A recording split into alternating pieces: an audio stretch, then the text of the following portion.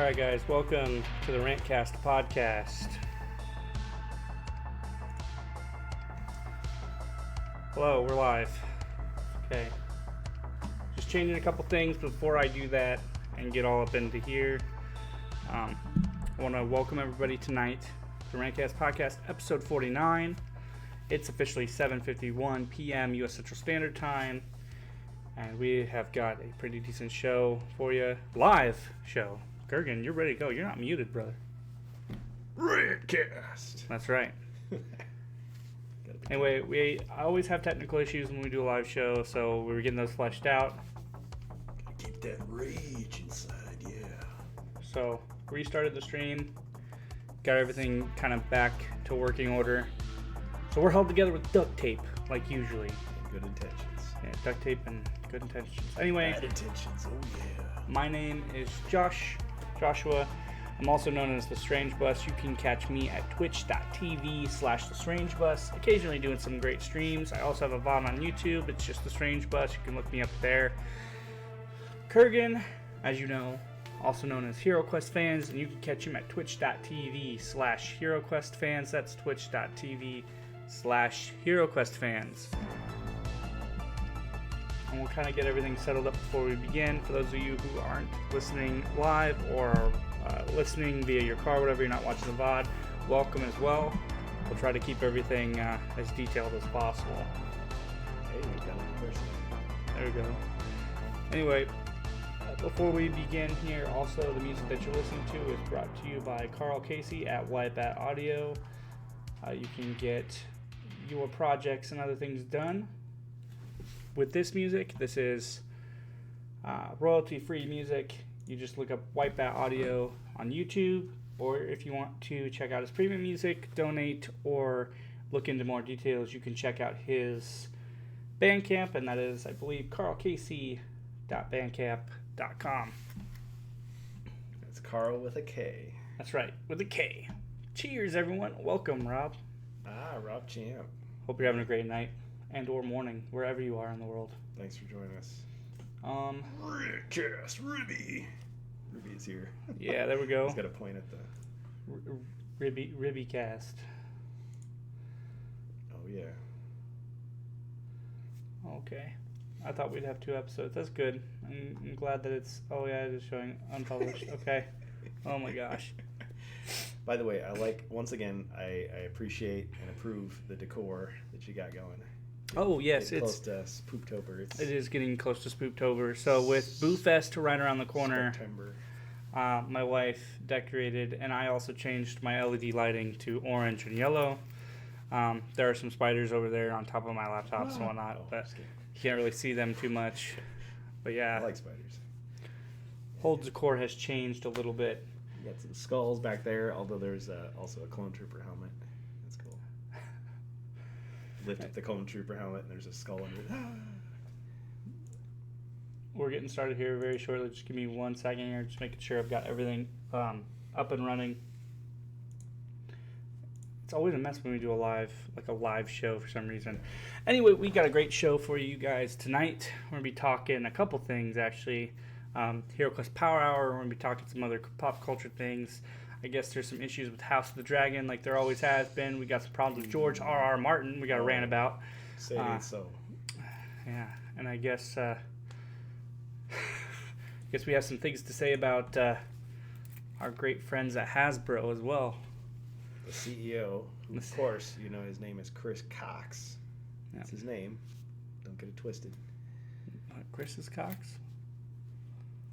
I didn't say it, folks. I didn't have to say it. Listen, if that was my name, I would be super careful about what I did in public. Let's just say. It's okay. Yeah. It's okay. We'll take care of Chris's Real Cox. mature. Anyway. Real mature, brother. He's going super hard today. Super hard. I'm going to capture it on film. On the RantCast. Anyway, we're going to be talking some generative AI art. And why it makes Chris's Cox so good. Anyway, that's going to be going all night. I just hope you're prepared for that. Oh, man. Because I'm in not a professional mood today. Talk about a live joke. I mean, yep. Wow. Goes hard, gets limped later. Anyway, we've also got a couple things in the Star Wars realm that we'll be talking about as well. But you're going to hear it here. It's on the RantCast. So, Kurgan, if you'd like to take it off, I'll kind of follow you up with this whole shindig here. This is by PC Gamer. I'll kind of walk you in a little bit. PC Gamer, I've heard of them. Yeah. Well, the article we're using is by PC Gamer. So I used to read their magazine all the time on the newsstand. So anyway, we've got a thing here stating that Hasbro CEO says all his mates are using AI for their D&D games, which is apparently a clear signal that we need to start embracing it. So go ahead, Kurgan, whenever you are ready. Dripping with sarcasm. Listen, okay, this goes back to the fact that, remember the HeroQuest First Light cover? So I guess this kind of blends into the HeroQuest thing. I'm not a D&D guy, all right? Played the game a few times, got friends that really like it. But when I see this makes me nervous.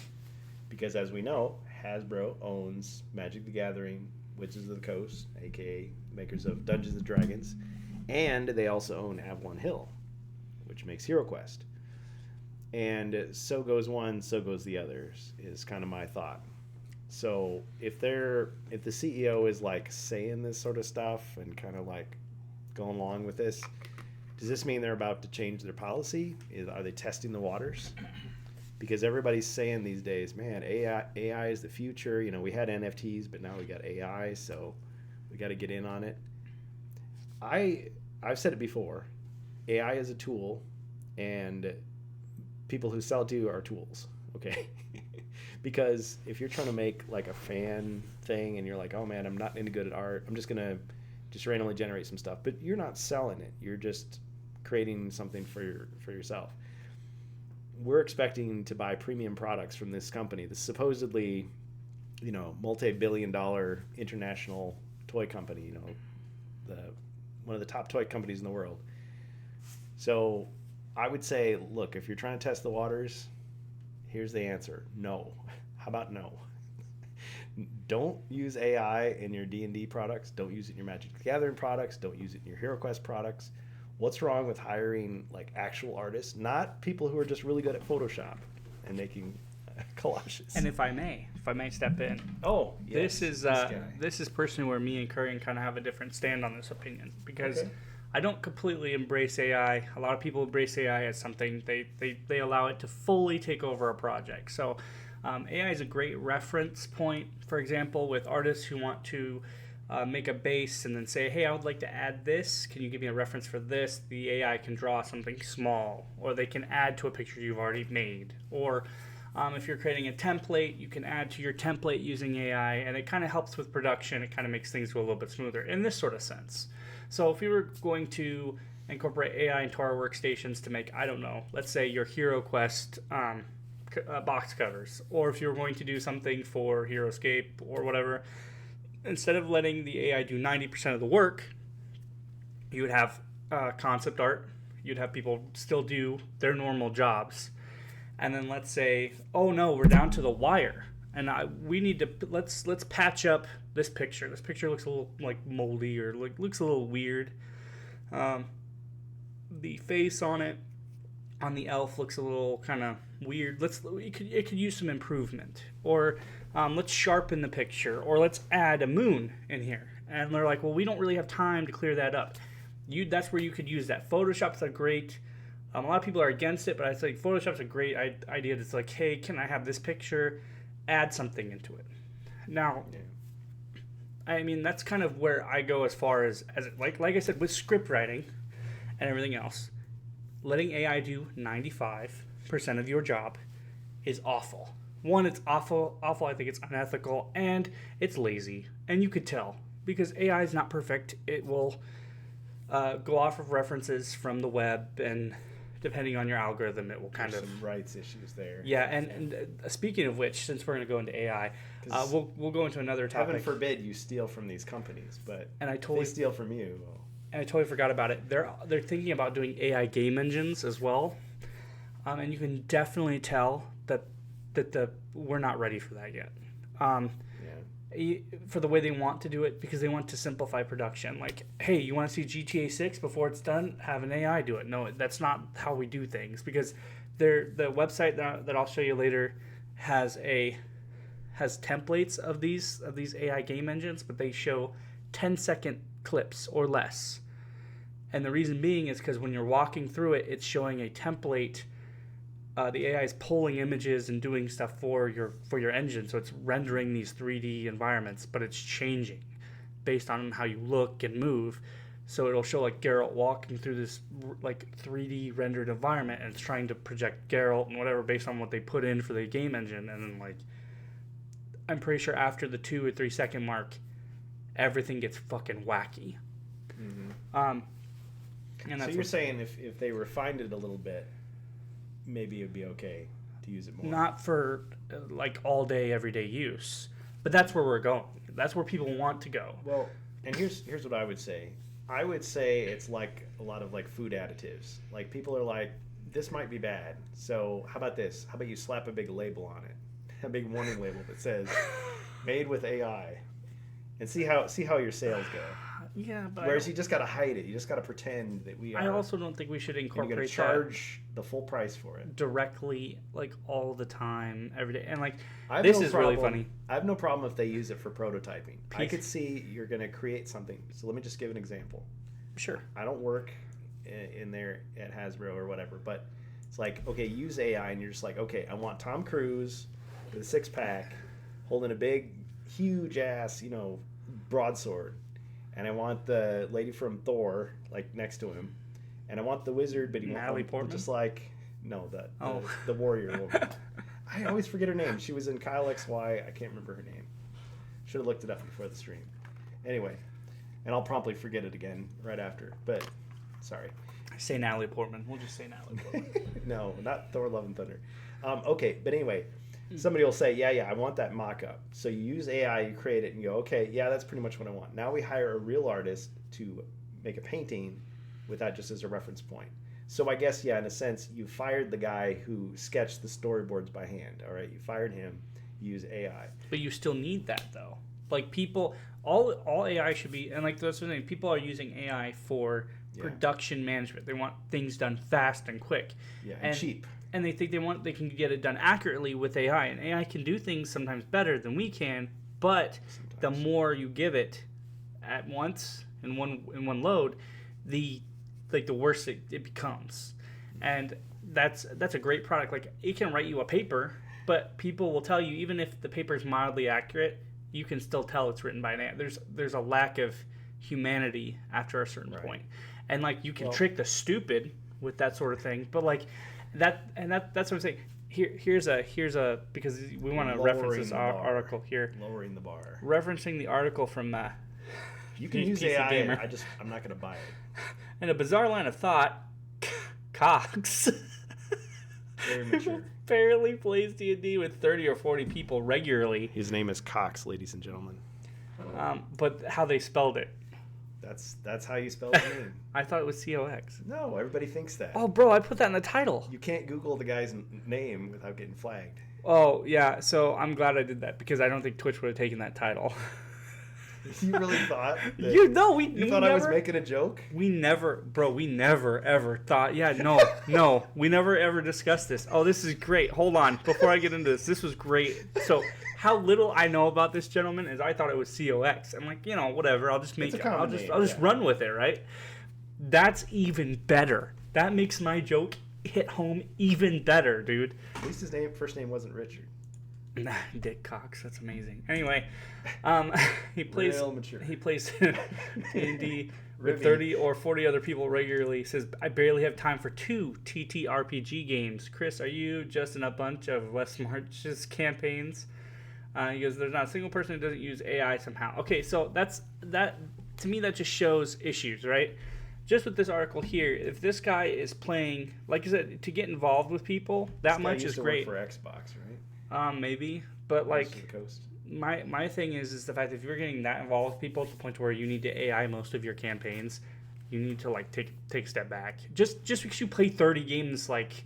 Why regularly, 30 games? Or playing with 30 or 40 people regularly doesn't mean that that makes you super experienced. A lot of people want your attention. D&D is like an 8-player game, right? See, and that's 30 or what 40, I'm saying. what the heck? The Papa John's guy ate 30 or 40 pizzas a month. So I mean, should we take that? Should we just take his fucking word for it? That's normal. No, that's normal. He's a weird guy, I guess. But that's why he was sweating so profusely in that interview. But like that's what I'm saying is another if we can get reference. Yeah, another reference for the article. Oh yeah, what's the yeah, this is PC Gamer. Okay. Yeah, he's referencing that he because he has experience in the themes around AI to enable user-generated content, using AI to streamline new player introduction, using AI for emergent storytelling. I think you're going to see that not just in our hardcore brands like D&D, but also in multiple of our brands. And I'd like to know where he's getting his algorithm from. I'd like to because his results seem to be atypical. Yeah, but that's what I'm saying is like so where's your reference? Because he's talking about wanting to use this. Have we seen his AI work yet? Anything left? Okay, so right now we're just talking about how it could fuck shit up, right? Yeah. Okay, so this D&D, is a guy. Okay. Let me just say, so D&D, Wizards of the Coast, well, from D&D and Magic the Gathering, there were two small little like flare-up scandals where somebody found some artwork, some preliminary artwork that they were doing for some campaign, and people were like, "This is AI." They're like zooming in, enhance. It's like, okay. And so they said, "Oh no, it's not." It's like, okay, well maybe it is. Okay, well our policy is we don't use it in finished work. And see, this is going back to the prototyping thing. Like we've all seen that kid. Some of us have been that kid where you write the rough draft and you just turn it in. It's like you were supposed to like remove that stuff. Okay, but that's the trigger word, right? These are the buzzwords. When you use AI, people like tend to freak out and say, "This guy isn't just talking about using it for artwork. He's talking to use it for your introductory campaign." So like instead of taking like hours for people to introduce their character or set up their characters, having AI do it. And to me, that doesn't sound takes like the fun out of it. Well, it's not a super bad idea, but at the same time, like you said before, it removes the human aspect of starting a game. I'm not a guy who plays with 30 or 40 people. Like, if I were to play, like, the Star Wars D&D campaign... That's unmanageable. I'm playing with, like, 4 people. You're playing with 4 to 8 people at the most. And, like... Or if you're playing, like, games like HeroQuest and stuff, you're not playing with, like, a fucking audience. You're Call playing of Duty and you're like, oh, man, I got to manage these 12 other people. No, you just join a random game. So, like I said, this is a great thing that looks great on paper, right? Because he's probably done some testing. There's probably been a group test. It's probably come out okay. But when you've been involved in business for so long in your life, business and fun tend to not be separate. Like business and pleasure tend to I think show a blurry line. He's in a weird bubble. And D&D is not a massively multiplayer game. I don't think he's going to get a good reception out of this just because of the fact that AI is a buzzword. Like it's meant because a lot of people abuse the future. Yeah. Well, it's abused. Like I said, it could be a really good resource tool. I've seen it become a good resource tool. Sure. But you have to keep the human aspect there. You have to do the fucking work. You can't just allow it to do your job for you. And a lot of people do it. Like there are people who write books using it. They just allow it to write the whole fucking book and sell it on Amazon. And that's not. I'm not going to buy your book. I'm just going to use AI to generate my own book. Well, yeah, I've seen people who have like showcased some people who do this, and the books are nonsensical. Like they have a story. But there are paragraphs where you can tell where they just deviate. Shadiversary got roasted online because he was talking about how AI is really good because I just keep refining the prompt and and then I put it into Photoshop and change it. It's like, dude, at a certain point, you're either doing the art yourself or you're just typing prompts. So it's like, how is that? To me, you're not defending anything. You're just. It shows me how lazy and how unintelligent some human beings can be, because they rely too much on making money rather than putting their heart and soul into something. They see it as a shortcut to success. That means like you weren't really meant for this job. This wasn't something you lost your passion somewhere. Either you lost your passion somewhere or you were not made to do this job. You got sat in that seat and it became too stressful for you, and you found the quickest and most efficient way to do money because you were great at business. I'm not saying he's not great. He probably is a great businessman. Probably. But you lose your human aspect when you get way too involved in the business world. You stop interacting with a lot of people just because you're interacting with other. I bet all these people he's talking about are people who do the same shit. Yeah. He's not picking people like me up off the street. Yeah, just so normal people who actually. Yeah. This guy makes fucking money hand over fist every day. So, there, like I said, he could try to relate with you on a pop culture aspect. Say, oh yeah, I play these games with like 30 or 40 people. I do massive parties every day. Yeah, and you're also probably blowing lines of coke off a hooker's ass too. I mean, it's like saying, oh yeah, I play Monopoly with real money. It's like, yeah, well, yeah. What are you talking I play about? Monopoly with like 25 other people, and we're like betting the lake house tonight. Yeah. You should come over. It's gonna be a great time. Yeah. But like, do you know you have an evil gnome behind you, Strange West? Wait, what? What? Yes, I do. Evil gnome. Thanks, Bohemians. Yeah. I have a couple evil gnomes in the house. Some of them are my children. Got him. But yeah, so I just to clarify, I don't persistently think that I don't think that we should persistently use AI for everything. And I think that's where this is gonna go. His idea isn't a bad one. It's the fact that when the other side of the room. What's he talking about? Yeah, I don't know what he's talking about. What are you talking about? An evil gnome. We got spiders on that side of the room. Spiders. No. Spiders. Spiders from Mars.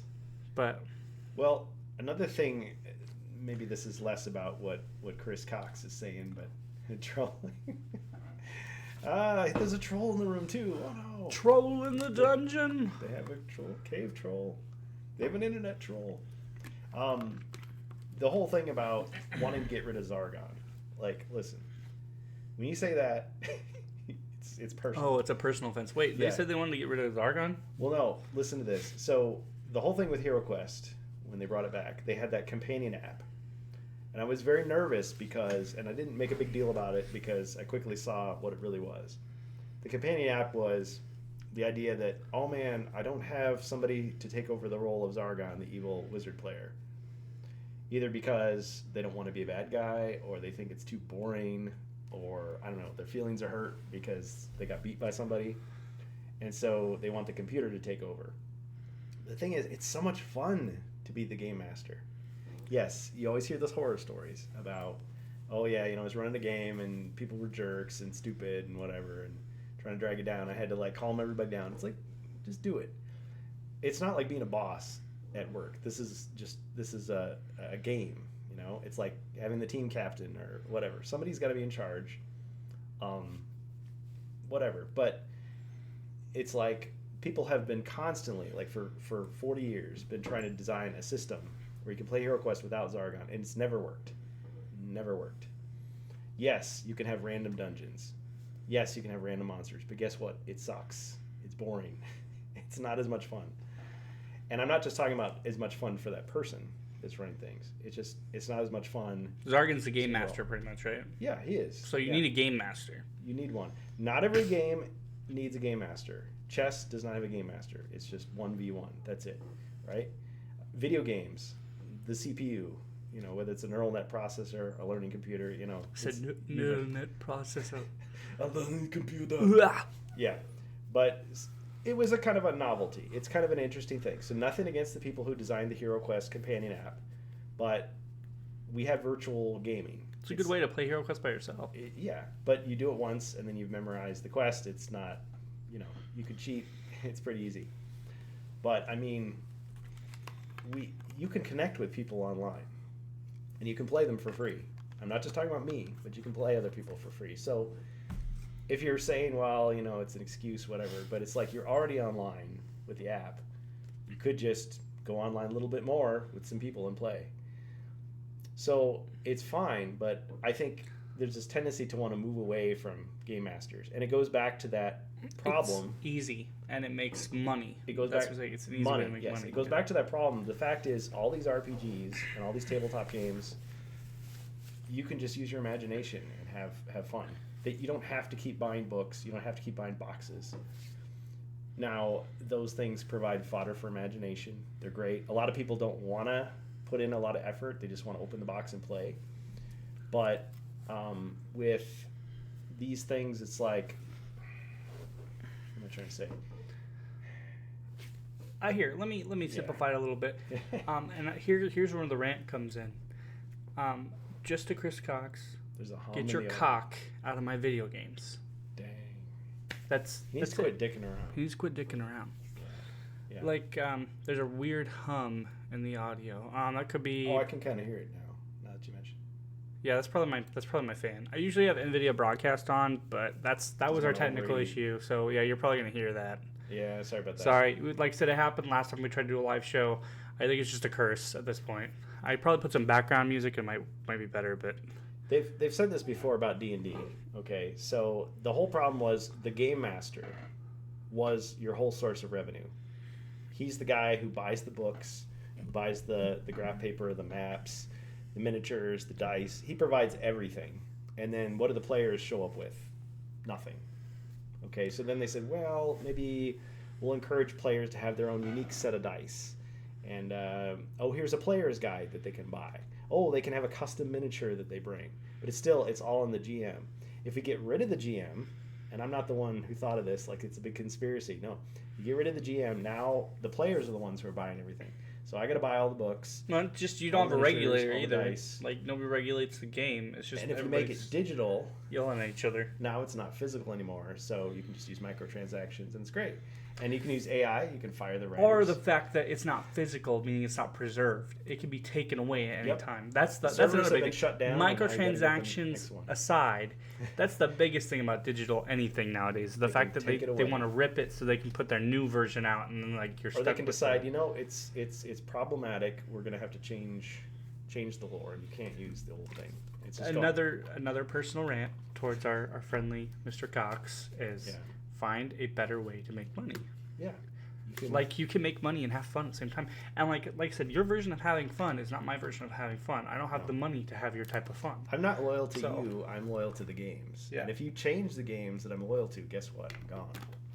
There are things we can do with HeroQuest and stuff like that. And like I said, there are ways we can make stuff. Money. You earn that money. Like I said, he's in a really bad area to try to control things or try to source things for better production, because like I said, with the video game market, it's different. Video games still hold a physical quality that once they're gone, you can't have them anymore. There's emulation, but now people, I even realize this, now Nintendo's allowing emulation, but they won't allow you to rip them. Like, so emulation sites like Vim's Lair staying up, I can't, slow. Rockstar, Nintendo, they won't let you rip any of those stuff anymore. Like, it's against the Entertainment Software Association now. It's against their rules. But you can rip any other game. But like I said, if you want Grand Theft Auto 4 with the original music in it, because they updated the PC version to not have that because the license is worn out, you're fucked unless you have an actual copy. Yeah. Or like the ones that they didn't break, the versions they didn't break. So it's okay for like fast food type entertainment. I mean, I don't care about the Big Mac after I've eaten it, but if you're gonna believe it or not, we actually enjoy our entertainment that was originally released, and we like to keep it. It's a traditional thing. Yeah. So like thinking people are just gonna consume whatever the fuck's in front. But it's so much easier to just take it away, and then force you to buy it again. But then it's changed. No offense, it's for people who I deem not very smart. Like, I don't mind doing that, but like I said, there are people that still hold traditions dear to them. Like, yeah, there's some entertainment where it's good enough to watch once. Like, a movie, and it's like, I had a good time, but I have no desire to see it again. I'm not going to buy a copy of it. Same thing for movies. But I'd rather, something that's so good, I'm like, this is worth me investing a little bit more, getting a high-quality thing. Now, Bohemius, your comment about the app, in your opinion, just tripled or quadrupled the sales? I don't know. Maybe it did. Maybe it didn't. See, and I'm with Bohemians on that, though. Like I said, apps are fine. Mm-hmm. What I'm saying is, like, it all comes down to preserving your original idea, keeping stuff there for when you want to release your new product. Right. You're not ruining the before product or getting rid of it. The way they did the app, to say in its favor, because it sounded like I was bashing it before. Oh, they took away Zargon, the most fun that you can have with the game for a lot of us. You're biased. I am biased. The good side of what he's saying is this. The companion app requires the physical game to actually use. If you're just trying to play it without it, there's lots of stuff missing. You're supposed to draw a card. There's no card. You just go, I don't know. I got a nuclear warhead, I guess. I got a machine gun. The dice rolls, only half the dice rolls are there. So when you want to roll for monsters, for defense, you have to do it yourself. When you want to roll for heroes, half the spells, there's no card. It just says, do what's on the card. So you can't really play HeroQuest without the app. Or no, I'm sorry. You can't use the app without the board game. So the good thing about it is if they ever were to take away the app, guess what? The game works just as well as it did before. What would be bad is if the game and the app were tied together so much that if the app expired and they took the servers down and you couldn't download it anymore, then suddenly the game would be broken, right? The good thing is you've got the game, it's fully playable out of the box, but if you want to drop the app on top of it to enhance it, because it's got some little ambient music, it's got some sound effects, it's got some voice acting, it's an enhancement, it's not a replacement for the game. So they could have made a fully self-contained game. So and yeah, we're on board with the app. Like you said, not everyone's got a group to play with. The app allows people to play anyway, and that's a good experience. Like I said, our focus right here on this topic is more about moving forward, how to develop not just HeroQuest, mind you, D&D, other like interactive role-playing video games or board games with AI. And this always comes back to the topic: is AI ethical? Let me say this before you get into the ethics of it.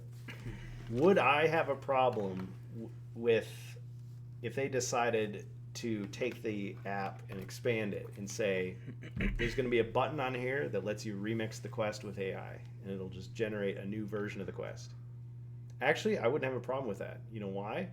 Because the app is free, and the physical game still exists, and the physical quests in the actual game, the real game, are still written by human beings with talent. Okay? But what the app could do is, for people who don't have a regular group they play with, or they just feel intimidated and they don't want to do it, maybe they have some social anxiety or something and they're just not ready to get out there, okay, they can hit the button, generates a quest, they play it on their own. Maybe it gives them some ideas maybe it gives them some confidence to write a quest and show it to some people. That'd be fine. But once you cross over and say, okay, now I expect you to pay for this. I mean, yes, there's AI where it's like you can pay for like a paid version that's like better. It's like, then I'm out. Some people will be in and to clarify and not care. And to clarify, with as far as AI goes, I don't have I don't know about Kurgan here, but I have a problem with AI being used in your projects or in your development or in anything. It could be story writing, script writing, whatever, as long as it's used as the baseline or as long as you have a baseline, as long as you have a baseline for your project. It's used as an assistance tool.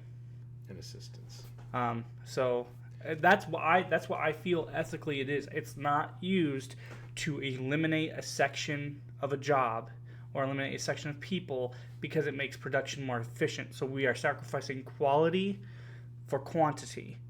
And that's what a lot of people do use it for. A lot of people who aren't business people who make money use that. And we come back to, and it's not the same per se, but it's relevant to like the crypto market, right? That could have been something if it was used ethically, but it's not. It's not used ethically. It's not done in the right way. Like we're talking, and I'm talking like 14 years ago, back when it first got introduced. I just want to apologize to our sponsors at Dogecoin. No, I'm kidding. Totally joking. Yeah, continue. Back when Bitcoin was pretty much trying to just get in, and you were buying that. But like, but Bohemians, like I said, AI is a solution for people who have a problem playing in a group.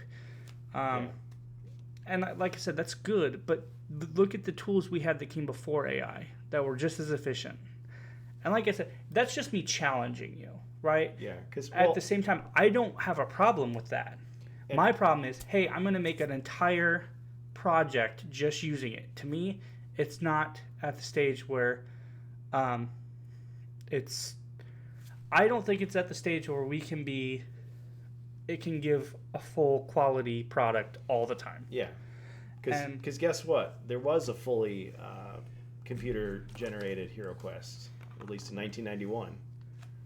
It already exists. But guess what? That's 91, Kirkin. 1991, yeah. The algorithms are way different now. If you released it today, yes, you could simulate the entire game in a fully digital thing. And some people would buy that. Some people would prefer that, especially if it was cheaper than the physical product. But HeroQuest is not the type of game. It's not like, I don't know, like Axis and Allies or Rebellion. There's certain games where actually having it in a digital format is easier for a lot of people. It's like, don't you get that word out of your freaking mouth, man. So, like I said, I'm kind of with Bohemians here. There are some differences me and Kurgan stand on this point. It's not like the end of the world. Bohemians, you betray me. What I'm saying is, like, I think it's great as a tool, an assistance tool. Mm-hmm. I still think that we still need people, the human aspect, to come into play. And I'm not saying people, like, you need a group. I'm saying, like, when you make the product for your AI to fill in for, such as for your app, if you want to fill in for quests, you need a baseline. Somebody still needs, I would rather have somebody write portions of quests and then have the AI fill in blocks for, I don't know, boss fights, or fill in for introductory titles, or fill in for something like that. And then they fact check them, or they look for like inconsistencies and correct those. Like any other editor. And that's what I'm saying is we might get that out of this. Maybe. The difference being is like I don't think we always get that. And I don't trust a corporation to be ethical. Especially like, Hasbro. Like I don't. It's 99% AI, but then at the very end I just little data paint it there. Now it's human. Yeah, and I don't trust any major corporation to be ethical. I worked for a couple. I've been around that block several times, and it's not. Sure, plenty of us have. After like I said, I don't know everything. I'm not like the know-it-all. Whoever. I do. No, not really. But I'm gonna let you finish up. I gotta step out for a minute. All right. See, he rage quit from the stream. I can't believe it.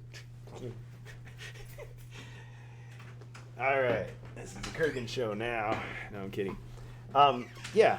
So, Bohemius, what you're saying, yes, there are people who would start to question, why do we need a physical product at all? Well, I would say this. Having some dice in your hand and actually rolling them is such a different experience than doing digital dice. And am I a hypocrite? Because I use digital dice. I use Ribby's remarkable mentor bot when we're rolling dice. But you guys who watch HeroQuest fans might remember when MentorBot broke down and I dusted my dice off and I was like rolling them, and I was kind of struggling a little bit because I was so used to doing the digital dice. But here's why. Because we're playing remotely, that's not the natural way you play the game. Naturally, you're at the table. You're all together. And if I want to use the dice, all I got to do is just reach over and get the dice, right? But instead, since we're playing virtually, I have to roll dice for Zargon, and I got to roll dice for every one of the players. And so I got to do all their rolls, and then I got to do all my response rolls. So I got to keep track of all that stuff. That's why it's harder. But when we're sitting at the table, yeah, it's like you just pick up the dice when it's your turn and you roll your dice. It's great. So he's not sneaking up on me. So that's the difference, I think. And yes, there's people who might grow up with the digital game and think, like, this is the only way to play, and so they'd have no idea what would happen if they got snuck up on and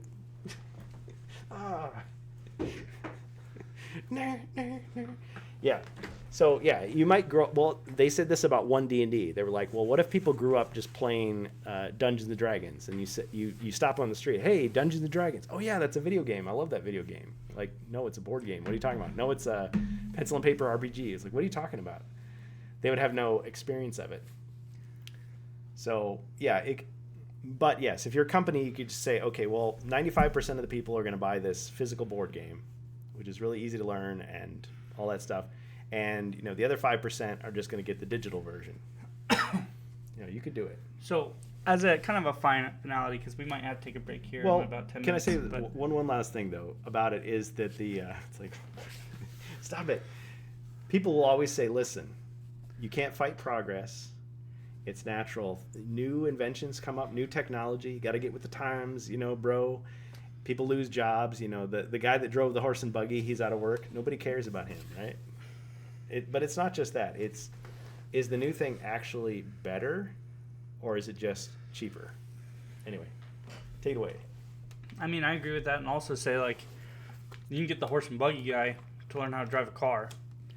I feel like... So you get Les Edwards back, and you say, listen, here's how you use AI. I think to finalize, like I said before, I agree with Bohemius there. Like, newer generations are adapting to that market. What I'm saying is it's less of a steak and potato market and more of a ham sandwich market.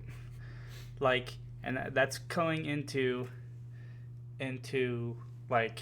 Different, not better. Yeah, it's going into like different... We're not just talking about board games, right? This could be his thing where like he uses AI and it's perfectly fine. Most people who incorporate AI into their projects, that, like I said, this is why it's a buzzword, is because they use it for laziness. It's like sawdust in the burgers. You're watering down the beer.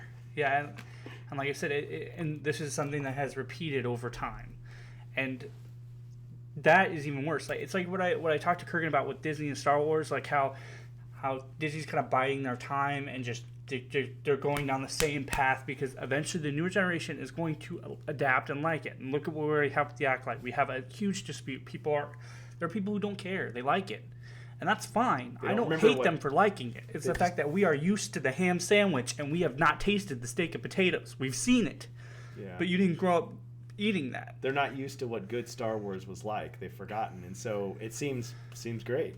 So at the end of the day, if you're used to TV dinners every day of your life... Somebody leave the door open? Yeah, I did because we're going to have to break here in a minute. When you're used to like the TV dinners and the ham sandwiches all the time...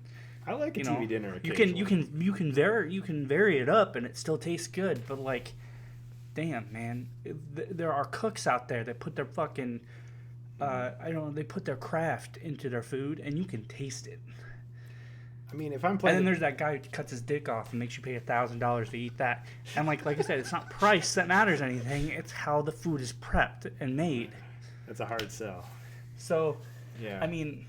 If I'm playing a video game and the maps are auto-generated, that's kind of cool because I never know what to expect. But procedural generation is good too. I like playing. Right. I like going back to an old video game and like I remember this map. Like there's a nostalgia for it, but they're not getting paid for that nostalgia because you've already bought that game 20 years ago. Okay, I hate to cut people short. I know we're gonna continue this after the break. We got to break real quick. My kids are coming back home, so all right. Yeah, we're gonna take a quick break, guys. It's a little early, but we'll be right back. Don't go away. Thanks, Bohemians.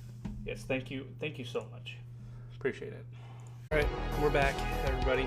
Sorry about the wait. RantCast.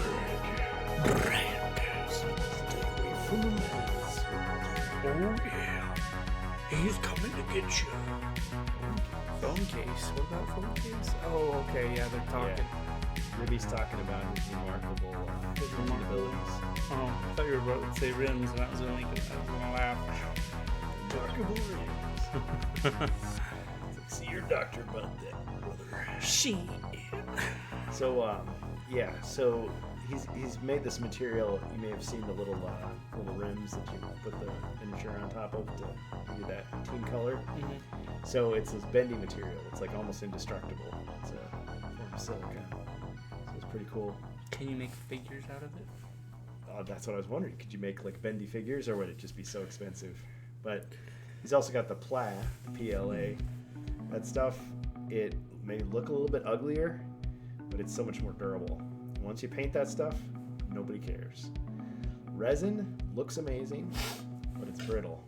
It's expensive. And it's toxic. Well, it's all toxic. Don't eat it. Don't put it in your mouth. It's like if we can't have toxic things to make toys out of. What's the point? Sorry. Take away my lead. I forgot because I have my headphones in here. You probably heard some background music, so we're back. Background music is drowning. We were getting drowned out by the music. So if sorry. You can't have toxic things to make your figures out of. What's the fun? Toxic rims. Toxic rims, brother. Anyway, welcome back to the RantCast Podcast. We're going to be finishing up our current topic here about AI, and we're going to be hopping into some pop culture. Anyway, so the point is AI has its place, but I don't trust these guys to use it the right way. I'm going to take this AI and stick it in your ass. For 3 years. For 3 years. Your father's legacy. Shoved up his ass. Yeah. Don't think it'd paint well. Well, that's why you do it in colors, right? Right? Yeah. Yep. Because you can do multiple colors. It's pretty sweet. You may have seen some of that on my stream. Maybe. But to finalize, our conclusion with AI is, like, so as far as Chris's statement goes, I'm going to give the kind of the finality of I like my board games and my D&D how I like my coffee without Chris's cock in it. And that's our show tonight. No, next topic. But Chris, don't be a cock. Don't be a cock. Don't be a cock. Man. Yeah. But yeah, Look, he can do the hobby the way he wants to. Just don't impose it on the rest of us. Respect the fact that there's a legacy, you know? You want to add your little thing on the side? but on the same page, like, I do think that AI does have a good place in the history if people do learn to utilize its property correctly. Of course, you're going to have your assholes who don't, but if the majority, like, just capitalizes on it for money, we're not going to have, I don't think it's going to be that as You useful. can make a good product and treat your customers right and make a profit. Whoa. Yeah, but you won't make as much of a profit as the other guys. Yeah. But you'll be hated. And you'll hate yourself. There is. Oh, hey. Speaking before we get into House of Dragon stuff, no, it's just a personal note. We're switching topics here. I saw Beetlejuice. Oh, what'd you think of it? I'd give it 5 cock honks out of 10 cock honks. Dang. What did you think of the original? I love the original. I like the original too. I've not seen the sequel. There was a. You recommend it? Yeah. God, I should have brought the bit up already. But there's a guy that I watch who uses, from the original where, like, Michael Keaton's looking at me, nice fucking model, and, like, grabs his dick. And he, like, yeah, like, so he just, like, repeats it over and over, and it's just him going honk, honk, honk, honk, honk, honk. For like 10 hours. Yeah. And it just looks like he's itching his dick. Beetlejuice is a crazy film, and it's before CGI. So yeah. Yep.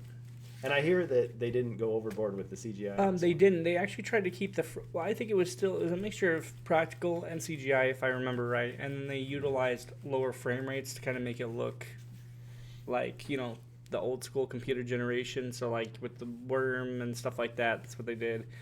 But it was okay. You had your, like, cameos, like Danny DeVito showed up, and, like, there were a couple other people that kind of hopped in. It was just the pacing was a little off at the beginning. And I about shut it off because that's how bad it was. Like, I was like, ugh, this is like leaving a bad taste in my mouth. And then Michael Keaton comes in. Turn off the theater. Oh, anyway. What? Turn off the theater? Oh, I mean, yeah, I about walked out. You're like, come on. You got the remote. Just throw Sorry, it. I don't usually see movies anymore, so I like, for real, that was a goof. I've, like, yeah. I about turned off my camera and got up out of the theater. Got him. But yeah, but I mean, okay. Watch it how you want to watch it, I guess. I don't really like I said, I don't support it, but, like, I'm not going to criticize anybody because nowadays, you put as much effort as you receive. So if people are going to make low effort film and low effort video game, and people are like, fuck this, I'm just going to, like, steal it, then I don't blame people for doing it. I'm not going to say bad things about people, but just remember the people you run over while you're doing it, if you do it all the time. So there are hardworking people who do it, and that's where I say, that's where, because, like, I used to when I diss companies, I say, like, you can't just play the human shield game and say, well, what about all the hardworking people? Because, like, companies die all the time. But yeah, but don't people always use that to say, well, don't pirate? Don't pirate stuff because, it hurts the economy. Well, this is a whole different topic altogether, but at the same time... Well, now let's get rid of the jobs anyway. Like I said, use your judgment when I say do that. Because, like I said, there are people who are actively at a company who are doing stuff. And, like, this isn't the natural order of things. You are stealing. Michael Keaton's already been paid. But I'm not worried about Michael Keaton. I'm like, you talk about the visual effects. The guy's like in his 70s. He could retire at any point in time he wants to. No. Although he was the star of the show the entire time. Like as soon as he hopped on the screen, my attention was back. I was ready to go. He is the ghost with the most. Yep. Yeah. Hit that bioexorcist. Okay. But yeah, I mean, it was an okay movie. It wasn't like super crazy. It had its moments of flair, and then they tried to do they just tried to do a lot of side stories, like what's her face's daughter. Winona Ryder. Winona Ryder, her daughter is supposed to be in this, like not her actual daughter, but like the lady who plays her daughter. And I'm not fully invested, so I don't know any of the people, but she had like this like side story, and I thought the movie was going to be focused on her.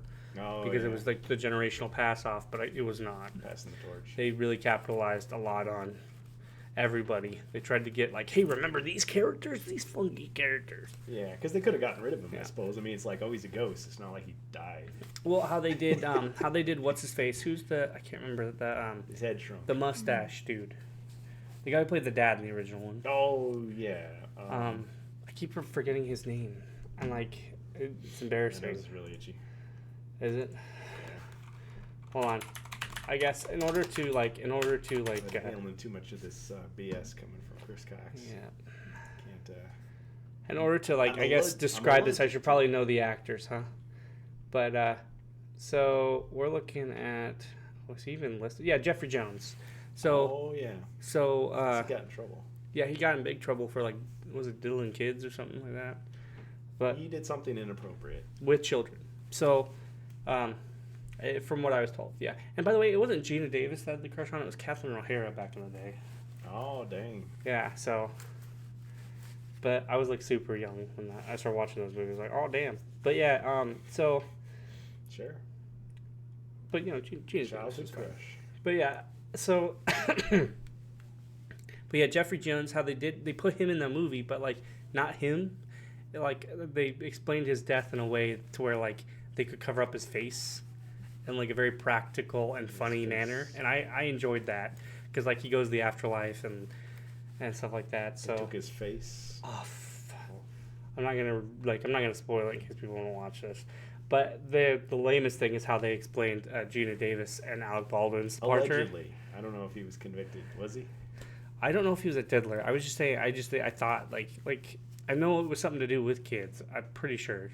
Don't make me look that up too. I really don't want to go down the rabbit hole. I don't want to look it up either, but like I know like he got involved. Allegedly, he did something inappropriate, and he's still around. People still take pictures with the guy. Like I guess so he's not in federal prison. Yeah, I guess it like I think he already did his time. So, or he wasn't officially accused. It's not enough for me to like want to look up. I just know that like enough of these stars they got in trouble for shit. Is he gonna come after us and say, "Listen"? No. He's like really old, and he's like, I guess he's just super mellow, and he does kind of look like somebody who might diddle your kids, so be careful. Anyway, Alec Baldwin and Gina Davis, their departure was, they just moved on to the afterlife. Like they moved on. Alec Baldwin shot somebody. Yes, but I'm talking about in the movie. Okay. Because he's not in the movie. Their characters are not in the movies. Okay, so some of the characters. So they were brought up like, hey, what happened to them? Like, I thought you could talk to them. And Winona Ryder's like, oh, well, they just moved on. I'm like, okay, that's great. So. Yeah. It's better than somehow Palpatine returned. Yeah, I suppose. But it did have a little bit of like Rise of Skywalker syndrome. So. Oh, shit. So there's a lot of plots, and it moved fast in the beginning, and you were like, oh, there's those characters. I remember those characters. So. And it kind of has a lot of those remember these moments, but it isn't the worst sequel in the world. It's not the worst. So it's not very high praise. It does hold a place. I would watch it again. Well, because there's so many of these like 20 years, 30, 40 years later sequels. Yeah, because they're trying to capitalize. They're running out of ideas. Yeah. Anyway, that generation is getting older, so it's like, all right. Yeah, it was like 35 years ago. That movie came out before I was born. Yeah. So the remember this is like for people who are like Michael Keaton's age. Sorry. Aww. I'm just kidding. Watching Michael Keaton. And that's a joke to all you old timers out there. I mean, like, technically, you could be close to the 40th store member. All that retirement money going straight into his pocket. Dude's 70, and he did a lot of really cool stuff as Beetlejuice. And I think he's 71. He's old. Is he better for the role now than he was back then? I don't know. They did really good making him look the same. He just looks a little bloated now. He's not as young, so they had to really put makeup on him. But they did really good with corpse paint. They did really good with the costumes and stuff. And the fact that he can stay in that costume for a long period of time was great. You do notice in the final scenes, he does do a couple shots where he's floating in the air, and he has a stunt double there. You could definitely tell it's a stunt double. But way to ruin it. Well, whatever. I mean, it's not real magic. But yeah, because I'm pretty sure he doesn't like being suspended in the air anymore. He's in his 70s, and it's just not. He's probably tired, and he can only be on the set for so long. But they made the most of it. But yeah, they did. They utilized it right. The movie was well put together at certain points, and I don't ask a lot out of today's entertainment, so I feel like it was good. I would watch again. I would watch the first one and then watch the second one. You saying it was pretty okay? Yeah, it was pretty okay. It's just you really have to kind of chew through the beginning. So get a matinee show, maybe? It's like having a 6-ounce cheap steak, I would say. It's good. There's some good in there. You put some A1 on it, and then you chew through the gristle first, and that's the beginning of the movie. Once you get past that gristle, you start getting into the meat and potatoes. Really good stuff on it. And you got some good shit in there. But, and fuck gets said more than once. Oh. Although it gets bleeped in the second time because it is PG-13, I think. There's a limit to the amount of film. Although it is it is less hidden because I think Knight's fucking model is kind of I didn't remember that when I was younger when I watched Beetlejuice. I feel like Did you watch this it on time TV, he says it was censored a little bit. Maybe. But a lot of movies they censored it so well that I think they just took that part out because there's a part where you could just cut that out.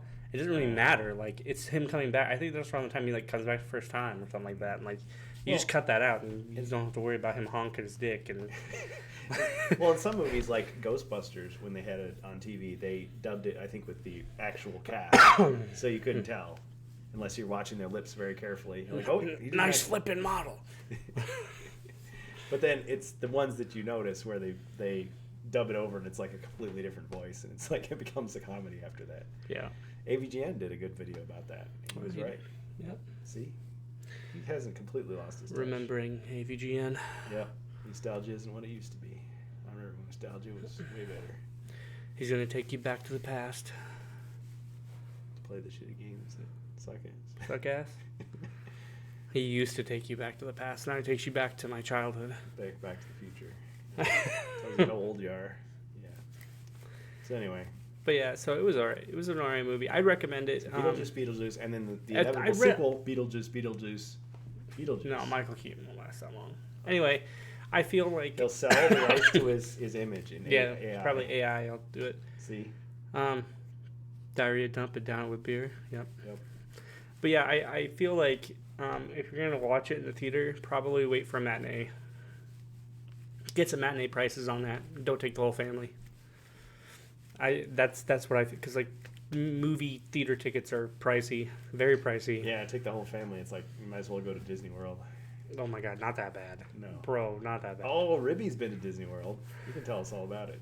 Oh yeah, Ribby Trader. How was Disney World? How was it like to be in the evil empire? How was it like saluting the empire and telling them how much you love them? Like it. Buying all their souvenirs. And saying, "Oh yeah, we talk shit about you on this podcast, but we love you in real life." Yeah, give me free stuff. It's okay. I'd probably do the same thing. Yeah, I've never been. It was always my thing when I was a kid. We were this close to going at one point. I think when I was a teenager, and for some reason we just decided, let's just do this other vacation instead. So we just forgot all about it. Yeah.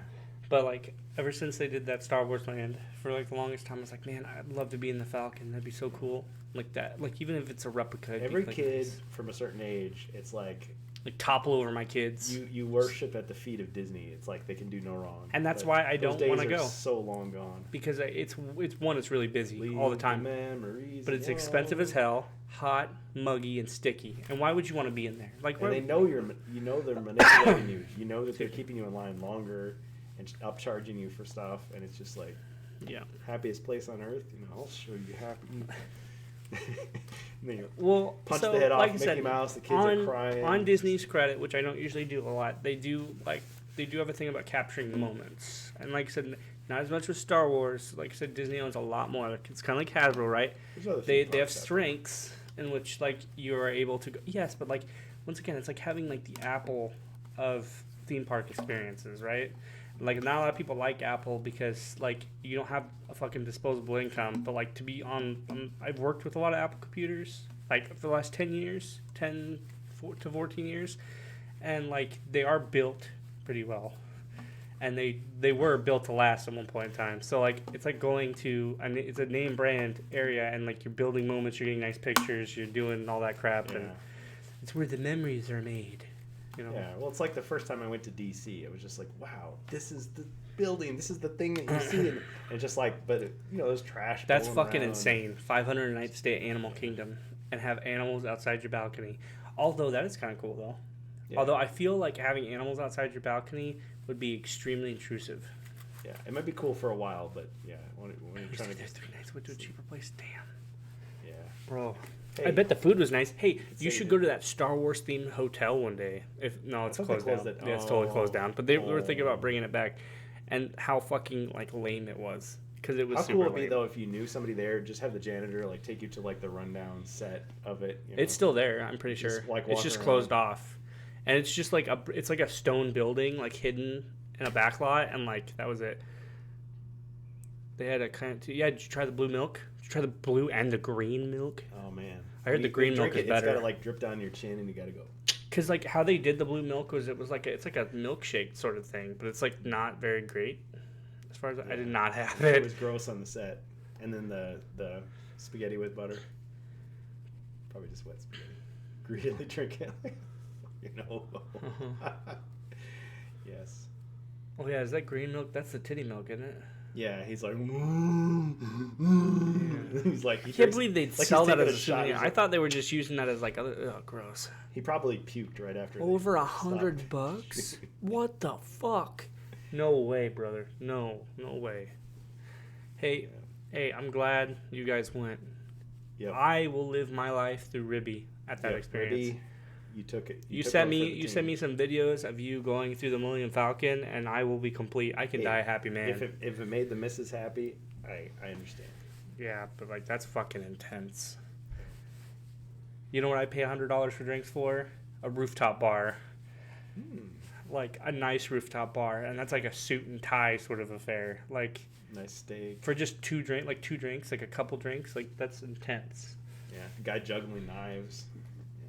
You got live entertainment on that bar, like everything. Like, I mean, I guess Disney World kind of equals to that, but like it was crazy.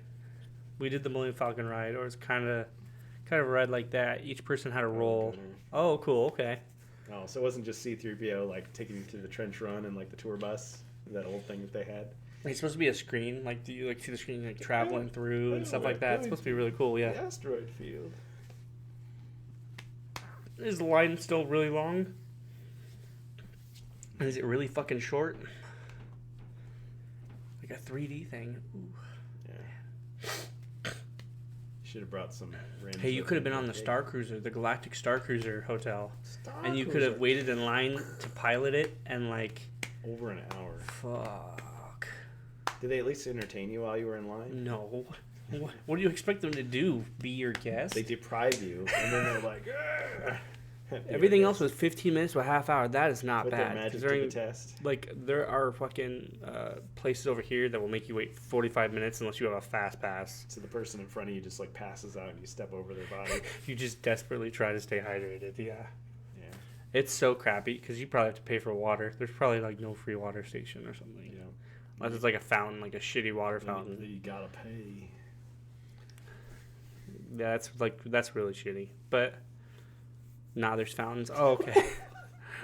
Oh well. Dang. Well, were they premium water fountains though? Or are they like those fountains where you push the button and like gives you like this little why dribble? Is the water yellow? Yeah. Don't touch it, son. Don't touch it, son. Epcot, my girlfriend's birthday. Did drinks around the world. C was angry that day, my friend. Oh my god, dude. Ribby did go hard. He went harder than Chris's cock. That guy's got such a hard on for himself. Yeah. Not you, Chris Cox. It's like we get shut down. He's like, they did nothing but make fun of my name through the whole. Hey. Maybe change your last name. Yep. Did the cockpit of the Millennium Falcon smell like wet dog? Ah, poor Chewie. Yeah. He uses all that conditioner and nobody gives him any credit for it at all. I mean, he might have smelled like roses for all you know. I found some dingleberries in the seat. Han, you forgot to clean these off. Yeah, you see Han like It was a movie. She was my wife. Didn't kill my wife. Han, you're in the wrong movie. Or, I mean, Harrison, you're in the wrong movie. I didn't kill her. We got to get Harrison Ford off the set. He needs to be reconditioned. I'll show you. You can't handle the truth. You're not even in that movie. Yep. Kill Harrison Ford. Went to Universal Studios. See, that's on where we Thursday wanted night. to go. Oh, I okay. thought that movie stuff was so cool. The King Kong thing, all that stuff. They were building Almost up to. $600 just for the 2 tickets. Holy fuck. See, dude. I thought I spent too much money at Gen Con. You win, my friend. You win. Fucking loaded, man. Yeah. Well, I don't know. I mean, you save up for the vacation you want. You I mean, Take you out could the save second up. That's still mortgage, you're still you loaded know. that day. You're ready to go. It's like, when my I went to parents gave me that when I house, went to so- Vegas, like guys got back to when I went to know. Vegas, man, I came interest loaded. alone Like over 10 years. we did basically every haunted house and ride. Damn, dude. $20 a piece. Yeah, $20 a piece is pretty average for like I think. Well, that's a theme park or any like real big. That's fucking insane. Yeah. I would have just got drunk beforehand. You ever Just go come, to those? just come fucking. Speaking of that, you ever go smash. to like local haunted houses, like as a grown up? No, because I'm at the point to where, yeah, pregame next time, Ribby. It's all good, unless you're driving, of course. Then don't do that. I don't like recommend it. pregame driving. My heart can still take it. So But- it's just like you're going in. No. You're like you're gonna scare me. For me, it's not that. It's not that. It's I have this defensive reaction. Last time I went to a haunted house, I was 19 years old, and some dude like ripped like the chainsaw, and like I turned around, he came up behind me, and I like socked him in the face, and like I got in so much trouble, but like it was expected. So I like for real, because I'm already on nets. I don't like people touching me, and a lot of the times the good places, too much of a hair trigger. You yeah, can't the do good it. places they like touch you and like mess with you and shit. And, like and at the end of the day, I was walking out. The chainsaw was right before you walked out, and as you walked out, they had these people in like clown masks and shit, like get all up in your face as you're walking the exit, so you could rush the exit. And I was like, dude, you have 2 seconds to get the fuck out of my face. I was so upset because like I was upset at myself I'm because like laughing, it but, was just an instinct. Like you turn around, I'm like, wham. Man, there's a whole I have like this guy yelling side at of me you. from like the other room, and like I just left. Stop punching the clown. Yeah. So, Yeah. but I was also like just getting out of my teens, and I was like really stupid. So I did one more after that, and like I did it with my eyes closed because I was like, I'm not gonna get fucking jump scared, and I'm gonna end up hitting somebody. So It really does get to you though. It's that reptile part of your brain. You know, you can't. You're just like it's fake. well, it's fake, so fake. flight or fight, right? And like I used to have more flight than I had fight, and now like as I got older and in my teens, everybody's picking fights with me in my teens. So like it was just like muscle up or shut up, and like you know you just get these people who like touch you, and you know, you're already hair's on edge. So like my fists are balled up, and I'm like I'm just waiting for it to happen, and all of a sudden it comes from the other direction. I'm like, oh. get off me! And I could like hit him or something, Yeah. and I just feel like I couldn't do it anymore. Like I feel like somebody would like freak me out, and I'd either like freak out or I'd get physical, out of instinct. What a story. Okay, well I won't. What a story. Moving on. I won't invite you then. No, probably not. I'll just be like, man, I mean, I'll go with you, but I'll probably keep my eyes closed. he would have. And then like that's just a waste of money. just put the handcuffs on. But You like whoa, headbutt the guy. whoa! No handcuffs for me. So you can't punch it, but then you'd headbutt the guy. So it wouldn't work. Hey, I'm gonna take you to this haunted house, but you need to put these handcuffs on first and this bondage wrap. I need you to put the bondage wrap on, and then we This need you to ball strip gag. down to just your underwear, like And I'm just gonna leave you in this dark corner. And this then I'm ball gonna, gag. Wait a minute. What? What? It's to protect you. I swear. It's just Yeah. to protect you. Put it on the You can handcuff. trust me. All right, have your way with him, shoves him. The look in your face. It's like, get out of here. You're dead. Way less money, just as fun for... Yeah, it is. And it's... Yeah.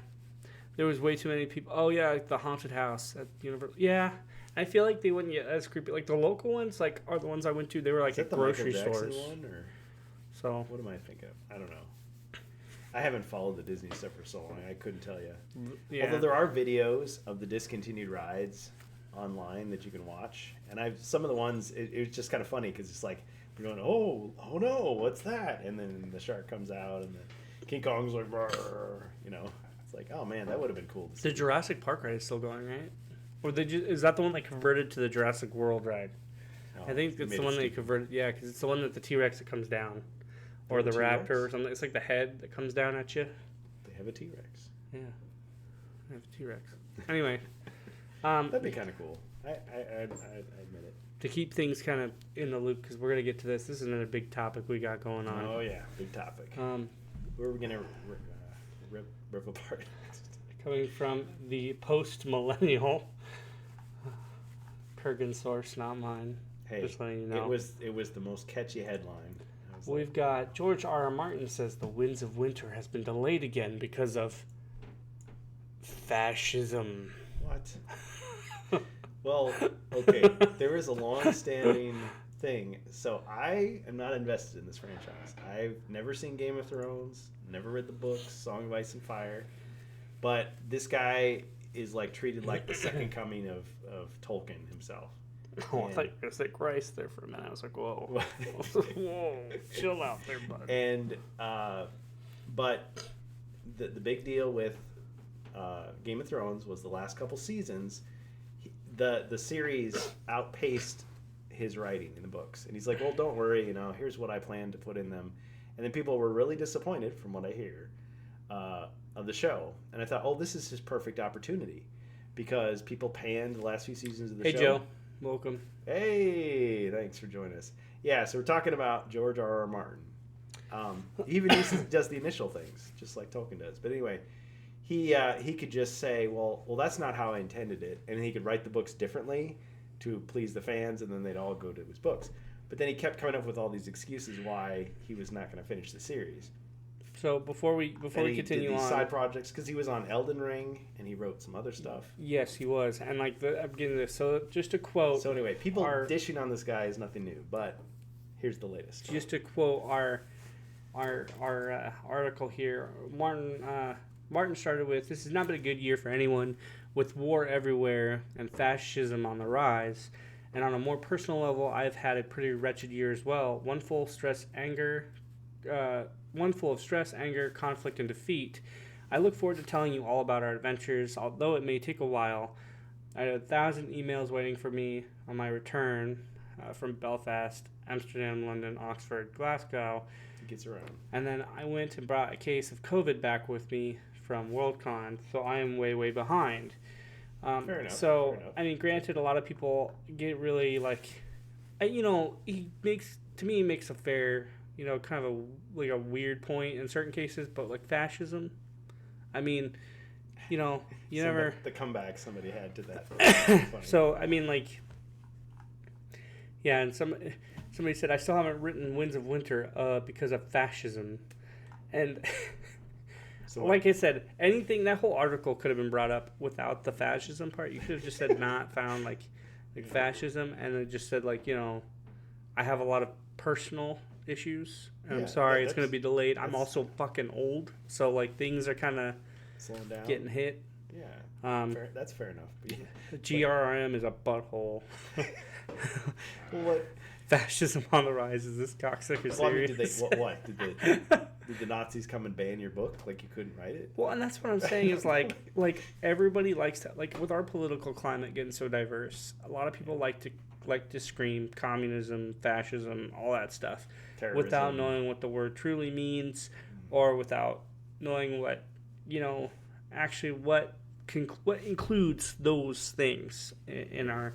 And I don't think this guy is really just including just the country in general, right? Our country, that's what also kind of blows it out of my mind is the fact that what is like the political climate, like putting fascism aside, right? What does the political climate have to do with you writing your fucking book? Like nothing. It has nothing to do. He's so depressed from watching CNN and that's that he it. can't write. That's it, Ribby. Snap So out of Ribby plays just admit you lost your steam after the show concluded and you got distracted by those side projects. Yes, Yeah. your life is busy. And just to let you know, like after what, 2017? Was it 2017, 2017, or 2018, Game of Thrones ended on a really fucking shitty note. And But see, that's what I'm saying. you that were on was a his high, chance. and then you went down on a low. Yeah. And you could have capitalized on that. But like, you know, once again, It's past. you didn't get a chance to take your time. And like I said, this guy I've heard he takes his time with his How dare with his books and like stuff man. like that. So that you know, poor person. I guess whatever. And then here's what I haven't been following it, but House of the Dragon comes out. And according to a lot of fans, it was a great show. And they really because Whoa, give yourself some context there, Kirkin, because hold on. House of the Dragon at first was a bad show. oh, it was. Okay. I missed all that. I'm just kidding. My wife has seen it. I have seen a little bit of it. I am indifferent. Well, here is how House of the Dragon came up first for me. It's mediocre. Mediocre. I was watching The Rings of Power, and people were saying, man, House of the Dragon is so good. How come Lord of the Rings, which is way better than Song of Ice and Fire, how come the Lord of the Rings can't be as good as I think more this? like Game of Thrones and stuff was more capitalized on TV than it was in the book. So anybody who'd have any chance to criticize it or do anything with it, I feel the audience is smaller. So like people who are watching the show are like, "Oh fuck, House of the Dragon! This Lord looks of the so good." Rings was so carefully curated. Like nothing was allowed to be made. I feel like unless it Matt was- Smith is getting his rise back unless it was awesome. on that show because you know he was in a lot of really shitty fucking stuff, and now he's actually getting like Oh man. recognized. See, I thought he was all right in Doctor Who, but I know that the ratings. Well, for since Doctor Doctor Who, but like, he never was in been like what lower. Terminator Genesis after that. Like, come on, bro. Oh crap! Yeah, that was Like, horrible. and then he was in Sorry, that. He was in the. What was it? What was that? It's the really shitty Marvel vampire movie. Oh, it's Morbid time. Yeah, it's Morbid Morbius. time. Yeah, he was Morbid. He It was Morbius. Morbid. Oh, So- man, fire your agent, man. I haven't Just gotten start- past the middle of season 2 in Game of Thrones. It's taken me 3 years to watch this much. Man, you're real late for the party, Joe. But yeah, I mean, take your time. I thought it was okay. Like it was a good series to watch. I'm not gonna understand why it was groundbreaking. Ribby replies, "It's trying to be epic and recapture Game of Thrones early seasons, but it sacrifices a lot of what made Game of Thrones interesting. Character decisions had real cause and effects. Main characters weren't safe because the focus was on the larger narrative and not characters, none of which exists in House of the Dragon." So yeah, that's another thing. Is like okay. Game of Thrones was kind of like one of those things where it put focus on certain characters, and you're like, oh shit, so these are our heroes, and then like they die. They did the just Psycho get thing. fucking, they just fucking smoked, and you were like, oh shit, okay, so who are our heroes? Nobody. Like I feel like it focused on a bigger picture, and then you just started to get used to it. Come together You know. because the bad stuff is about to happen. Yeah. If you don't join, you're gonna die. So you kind of get Which is the same plot of you Lord of kind the of get Rings, used actually. to who dies and who's not. Like you say, oh please, I kind of like this guy. Don't die, don't kill him, and then they die. And you're like, So you're "Oh." thinking, man, these idiots. Why don't they work together? They're always stabbing each other in the back. That was the political man. Yep. And, you know, you play the Game of Thrones, you either Yep. win or you die. But it's Shakespeare, it's I Claudius, it's all those stories. It's like we know how the story ends, so we're like, no. The biggest thing that tragedy. gets me is the fact that drama. that political mumbo jumbo still exists today without the killing. It's less primal. in most countries. In some People, countries, well, yes, but here, like people still Yeah. backstab each other with the intent of being nice, like I'm gonna with nice. destroy your Yeah, career. like yeah. So he recently dropped. GRRM himself recently dropped a blog post massively criticizing House of the Dragon. That's another thing that we're gonna bring up. Hold on. Let's see. drama. Um, Listen, if I were this guy, I mean, hold on. I Give me a would try second to bring it up. be like, okay, there are millions of people who love me and look up to me and want to see what I have to offer in my story. That's what would motivate me to continue if I was tired and didn't want to do it anymore. So we've got a couple articles here. I guess we can start with USA. The story's over. Let somebody else do it or whatever. But we can start with USA Today, and I'll just reference this, but I'll keep it on the screen he should for a little bit. Shut off his social media. Just do what he wants to do. He spoils. So this looks like kind of like clickbait here, but we got George R. R. Martin slams House of Dragon, changes from book, spoils season 3. What? So he like vindictively. Yeah. So I mean, there's kind of some stuff in here, and I can take a look at it, but I don't know. This is something that I don't particularly know. Yeah, because I don't follow the series, but like in every story, there's like key moments, right, that people focus on, and it's like, okay, how you handle this adaptation is going to really matter. So they talk about this blood and cheese thing. But after the end of it, we've also got a couple other ones, like this was 10 hours ago. Total Film article releases that HBO boss dismisses Game of Thrones creator George R. R. Martin's House of Dragon concern, says season 2 did really, really well. See, on the one hand, it's like, who are you to, spit in the face of the creator of the thing? But if he's talking nonsense, what are you supposed to do? So this here, and like sounds I said, really arrogant. You could go ahead and reference. Yeah, you can go ahead and reference the article if you want, but But he references like, yes, maybe one fan was, but no, the show did really, really well, and I expect that will be in competition. So I feel like this is one businessman saying to the writer, like, shut the fuck up. We're doing well. Ratings are up, Yeah. And like he's not looking at any concerns from people. Because if I remember right, House of the Dragon season 1 was like got diverse reaction. Like some people liked it, some people fucking hated it, and then they were like, well, we're just gonna take a risk and go season 2. And like I said, with streaming, it's no longer about like the viewers live, like on TV, they analyze how many people play the video and how many people get into it. They kept going. So, as opposed to like with Rings of Power, it's like, well, they watched for a few minutes and then they stopped watching. Yeah, so it's like they never finished an episode.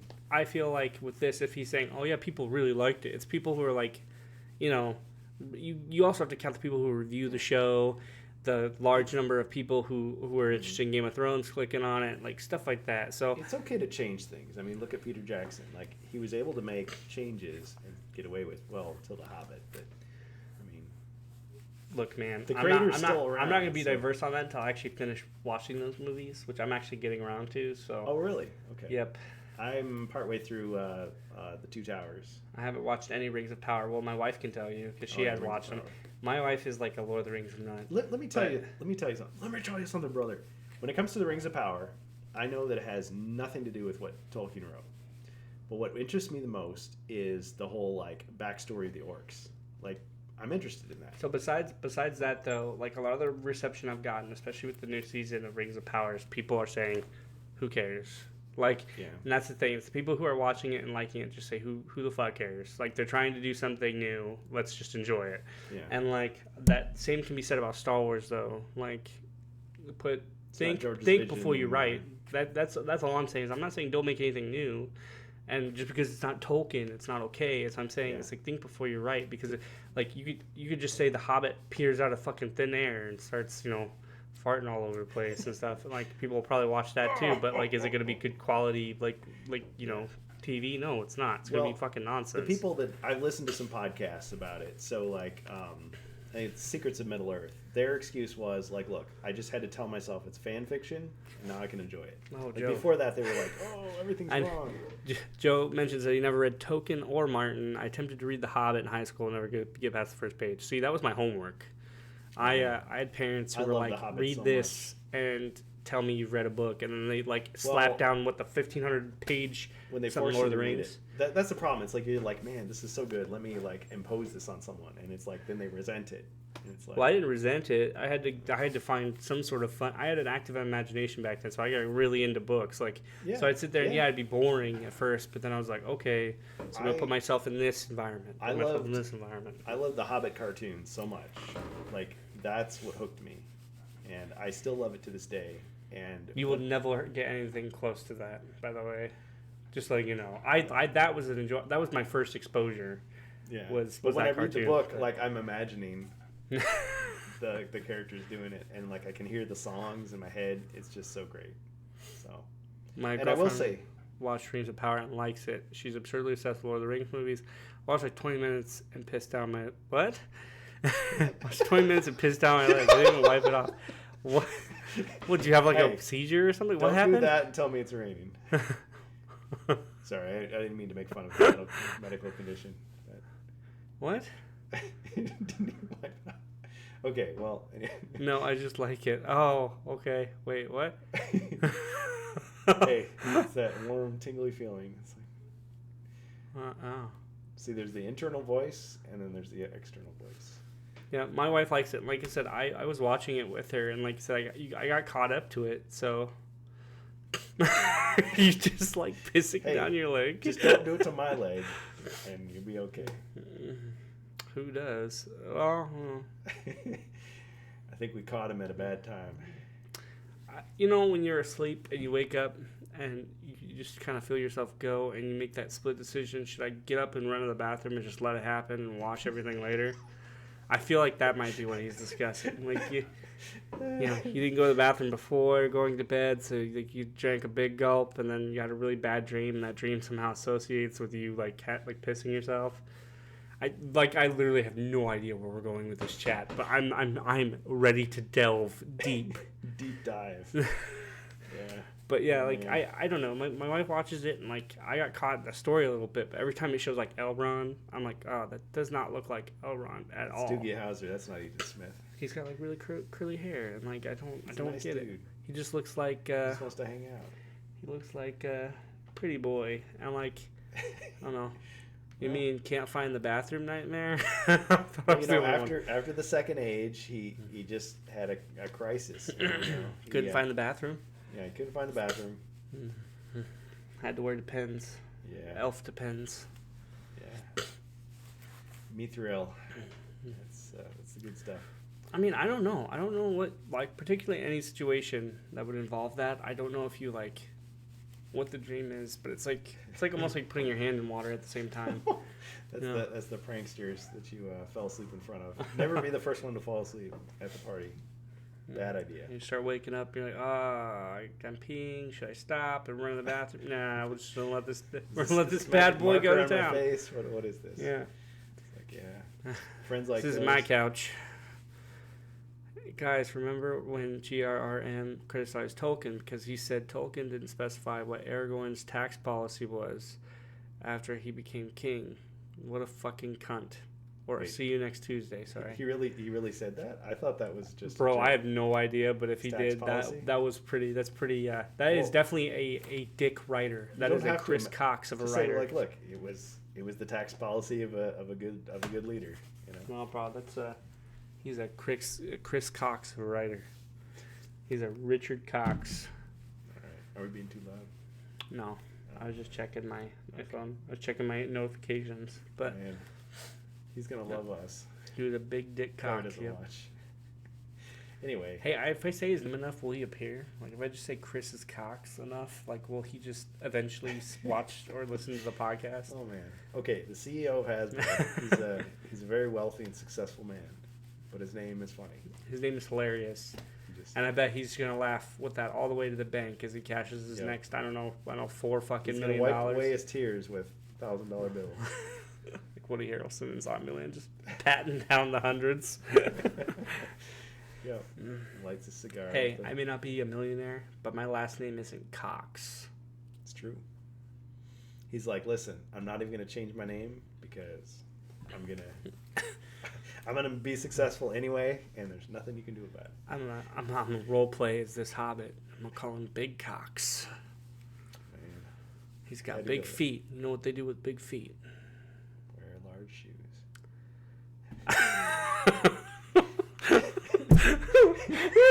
I don't know if I should say that back. I worked with a guy named Dick Feeler. He pronounced it Feeler. That's how I read it, Feeler. He gets right in your face. He's like, "What's funny about that?" You know. Like, Is there a feeler around? A Mr. Dick Feeler? Everybody in class just fucking dies. it'd be better to just change your name to something like that later in life. Since we're on the, I mean, So these are as a real kid, people. man, We shouldn't be tough we shouldn't be making fun of them. You've got feelings. But while we're on the families. subject, there was a lady that my aunt used to go to school with, and her name was Anita Dix. And it was Dix. Like, See, nothing funny about that. nope. Yes. Dude was in his 60s and didn't give a fuck. Well, yeah, when you're in your 60s, go. yeah, that's what it is. Way past it. Well, especially when like culture changes and like stuff becomes slang, and it's like it wasn't Y'all, funny back in my day. Your potty language. Yeah. He'd probably knock you one if you made fun of his name. Yeah, it's like, oh, you think that's funny, huh? Come closer. Yeah, I got a joke for you right here. 1 to 5 fingers say to the face. Slap. Yeah. So anyway, But House yeah. of the Dragon. Who knows? Is it good or not? But there's drama between the boss. And So according to this article that we continue on, boys added to HBO's possible awards contenders. I have high hopes for Penguin and Colin Farrell and Kristen Milioti. While we've got White Lotus coming back, we've got Last of Us coming back, we've got Emmy winner Hacks coming back, so I'm looking forward to next year. So he says he's got multiple aces in the hole, pretty much. No, they go by Richard Joe usually. Nobody goes by the name Dick. Richard's usually. a good name. Yeah. But that's what my wife says when I'm being honorary to her. She says, "Don't be a Richard." So. Yeah. But yeah, Yeah, like her name was Richard Head. They were pretty much saying they've got a lot of aces in the hole, so they're not really worried if fucking House of the Dragon is canon or not, and they don't really give a shit because it's performing well. So if it doesn't perform well, they can throw it in the bin. They can pull up their other contenders. So it's another big business guy not giving a shit and not really giving like a single fuck about that. What? Yeah, he literally is a Richard. Oh, is his name Richard? Definitely haven't heard these before. See? He's that PTSD is kicking in. Sorry, Ribby. Just get a towel. It's okay. That was to the leg joke earlier. Yep. Never mind. Too soon. Grab a moist towelette. Yep. Well, yeah, it's got to sting a little bit if you're like you took the fiction that I worked so hard on and you changed it. Well, then that's his fault for selling it. Despite my objections, you made it better. The other day, I'm just going to go back to Martin here and say, like, that's my fault, or that's his fault for selling the property. Money is always a great thing, but you were making money when you were making the books. Somebody came up to you physically and said, hey, look, we'd like to buy your property and make it into a TV show. There were some fucking things that are associated with that clause, like a clause associated with that. You don't have full control of your fucking source material anymore. Too bad, so sad, you got fucked like the rest of them. Yeah, so, just like George Lucas. You can't do it on a handshake and a smile. Last of Us was pretty good, not perfect, but not perfect casting. Really enjoyed the character development. I just heard it was like a retelling of kind of like the video game, only in kind of like different order. The Last of Us. And I haven't watched it really because like I don't really have too much of an interest. Like I loved the video game, but the whole point of the video game was it was telling a story to you while putting you in the character's shoes. So like having me watch pretty much the same thing without having control. Yeah. Like I'm personally not. I'm not saying it's bad. I just don't have an immersed interest in a movie, but it's very different because you have no control. And like that just gives them the challenge of what the fuck they're gonna do at season 2. Are they gonna do stuff in between The Last of Us and Last of Us 2 or what? Because like I said, that was the thing. Last of Us 2 got really fucking diverse ratings on that as well. I loved it. I liked it. The house divided. Well, I mean, yeah, I guess you have a choice in how you react to something. I mean, you could go, oh yeah, this is a really interesting movie. You can laugh at it. You can laugh, dumb. You can cry. Yeah. But, hey Mark, how's your sex life? Hello, doggy. Hello, doggy. Yeah. You betray me. Yeah. So anyway, so drama in the House of Martin. But I just say, like, look, just I don't know. Well, it seems like he has a love-hate with his own creation.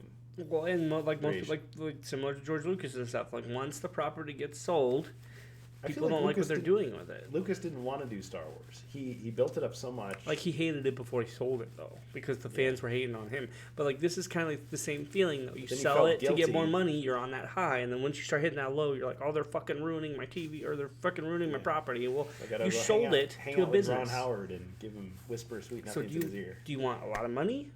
Or do you want the creative property while making some money? The only time this ever worked in history, I could be wrong, there could be other examples. Arthur Conan Doyle, okay? He creates Sherlock Holmes, has a bunch of adventures, it's really popular, and then he's like, okay, kill off the character, it's done. I'm done with that character. And people, like, freaked out and pressured him, like, so hard, but his best work was yet to come. So, like, the character never would have been as famous and timeless if they hadn't basically forced him to, like, come back and, like, okay, fine, he survived, and here's a bunch of, like, awesome stories. George can wipe his ass with $100 bills for the rest of his life. Yeah, he probably could, but that's the thing. When you stop caring about money, you start worrying about the things that were important to you. But as an artist, yeah. And as an artist, so you start crying like an 8-year-old about the things you created, which, while the rest of us who work hard just to make shit or get shit done don't have to worry about that. And, like, you know, people are saying, yeah, he's like, was it Rocky 3 or Rocky 4, where it's like, you know, he's not hungry anymore. Yeah, Rocky 3. He's like, he's not hungry anymore. He's gotten, you know, weak. He's lost the eye of the tiger. You know? Well, I think in his old age, yeah, he's been slow, but I think, like, what he's doing is he's trying to keep the high of his career while also raking in the money, and that's not going to happen. Yeah, it's like people are done with Game of Thrones. A lot of big people are done with Game of Thrones. You work hard until you make it, then you pass it off to other people, and you just reap the rewards. And he's already sold his property, so... Yeah. What was the last book he made? I don't remember. But I just... But there's, like, two more books. This isn't the first time I've heard of him taking forever with a book. And if this is the same book, like, I would have been over it fucking years ago. Yeah. Because, like, he took forever to finish one book. So, like I said, it's great when you're putting work into your writing, but at the same time, if you're feeding us stuff like, oh, COVID got me down, and I've been delayed on this 3 years because of fascism, like, come on, brother. Like, that would motivate me to write it. Just chill out. Like, use the worldly events and inspire and put them in your book a little bit. Like, well, someone made the quip that, you know, Tolkien finished it, you know, 2 world wars have gone by. Still. Sorry, guys, I have to delay my book due to the Nazis. I hate these guys. These fucking guys. like I said, it's just one of those things where you're living in your big house and you wake up in the morning, you go, I don't feel like doing anything. I'm really old. You get writer's block, you get tired. It's not, you wake up, you don't want to do anything. You just, like, if I feel that way at 30, I can imagine what he's feeling that way at his age with all that fucking money and shit. Right. Like, so you hire somebody to motivate you, be like, come on, get up. Let's write some pages. Like a personal trainer. You're fired. Go, get the fuck away with me. I'm trying to sleep. Yeah, come on. Start whacking him with your cane. 5 minutes by noon. All right, come on. One more page. You can do it. Come on. No, because COVID keeps you in the house, and that's it. Yeah. Like, that's what I'm saying. You're cooped up. You feel bad. Like, at the end of the day, you didn't want to get up in the morning, and that's fine. Like, to me, that's fine. There's some days you just don't want to do anything, and if he makes enough money, that should be enough. But you take too long to make something creative, you're going to fall into obscurity. You're not going to make a lot of money. Right. So what do you like more? Do you like the money, or do you like the fact that, like, people have been waiting for Duke Nukem does he still get royalties for half this shit though? Don't they pay him for House of the Dragon? I don't know.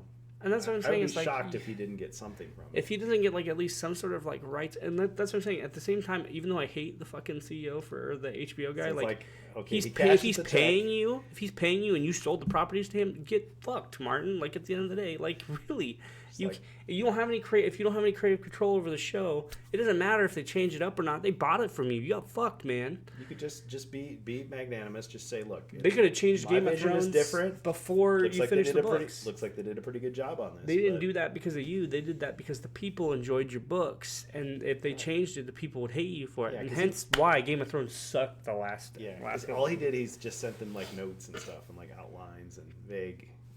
And that's what I'm saying is, like, if that's what he planned to do with the books, man, his last couple of books probably would have sucked. But he had such an opportunity, like I said, because he could just take all the negative feedback that the show got, change it in his version, and then be the hero. Yeah. But instead, he was too tied up in all that nonsense. He had chriscocks syndrome. Oh man. So we should have him on the show. And just be coming like, from Screen Rant, there was a it's too busy. A quote, I believe. So COVID is not a good excuse for a writer. Well, I mean, some people do their best work when they're laid up sick and have nothing else to do. COVID's different. I mean, it saps your energy, but depends on how bad it is. So, and so this might be spoilers for people, so sorry, but I'm going to mention it. Spoilers. For the most part, George R. R. Martin, this is coming from Screen Rant here, George R. R. Martin's recent blog post served as an analysis for, sorry, I can't read. Let me restart. George R. R. Martin's recent blog post served as an analysis of the Blood and Cheese event, which occurred in House of Dragon Season 2, Episode 1. This was one of the earliest deviations from the source material in the season, as the showrunners essentially changed the dynamic of the scene by removing one of Aegon's sons, Maelor. You sound like total normies right now. Bro, I can't fucking say these names. Major cringe. Martin, I don't fucking watch this shit. Martin explains you think I watch it? That the decision to do so was due to budgeting reasons for the series. He quotes, Ryan had what seemed to be practical reasons for it. They did not want to deal with casting another child, especially a 2-year-old toddler. Kids that young will inevitably slow down production, and there would be budget implications. Budget was already an issue on House of the Dragon, and it made sense to save money wherever we would. So really, was that toddler really that important? And like I said, that's a question for people who are into this whole deal. Because if that's the case, that's understandable. Yeah. If you're working on a show and you want it to be the best show you can be, and really you don't want to include a small kid, because the budgeting, that's very complicated. I think they pay the parents. Don't they pay the parents? It's like the parents get involved. They have to sign a bunch of shit, and then kids on set, especially small children, they can only be on set for a little while, and they have to be focused and all sorts of crap. It's one of those things. What was that clip of that famous director? Was it David Lynch, where he's trying to get the reaction from the kids? I want you to crawl around like a little baby or something like that. Can you do that for me? That would crawl around like so a baby. Wonderful. That would be so wonderful. Fucking David Lynch is to me, he's the greatest and hugest piece of shit on the planet, dude. If you're watching a movie on your phone, you're not fucking watching a movie. Well, now that's spitting some truth right there. I don't know. I've gotten pretty entertained for the movies on my phone. Yeah. But I can definitely tell you the experience is different if you're watching on a big fuck-off projection screen. But sorry, Lynch, I can't afford all that shit. I don't own a mega mansion. Blood and Cheese event was fine in the show. Spoilers. Okay, hold on. Just giving you crap. So spoilers, I'm not reading that out. But I will read it to myself. They do such and such. Okay. Yeah, it's a pretty gritty story from what I understand. I feel like the overall theme is still there. Yeah, so like I said, I think maybe Martin's just a grumpy fucking old man. And at this point, whatever, he's made his money, he's at his age. But making dumbass comments like that, are just not... You're driving your reputation into the ground. And like I said, at his age, I don't know how much money he has saved up. I don't know if he's spending it wisely.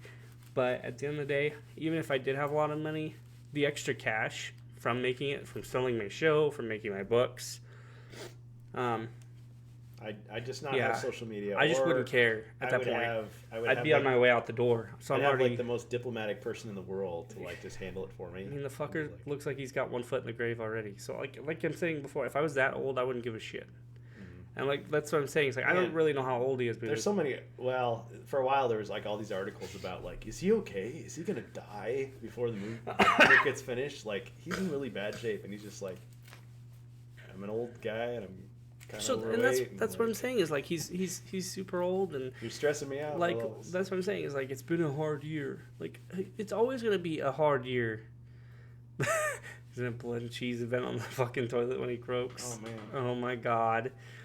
But yeah, that's what I'm saying is it's one of those things where I don't particularly believe and or care about your personal life. Reached the bottom. If you're having a bad day, just say you're having a bad day, brother.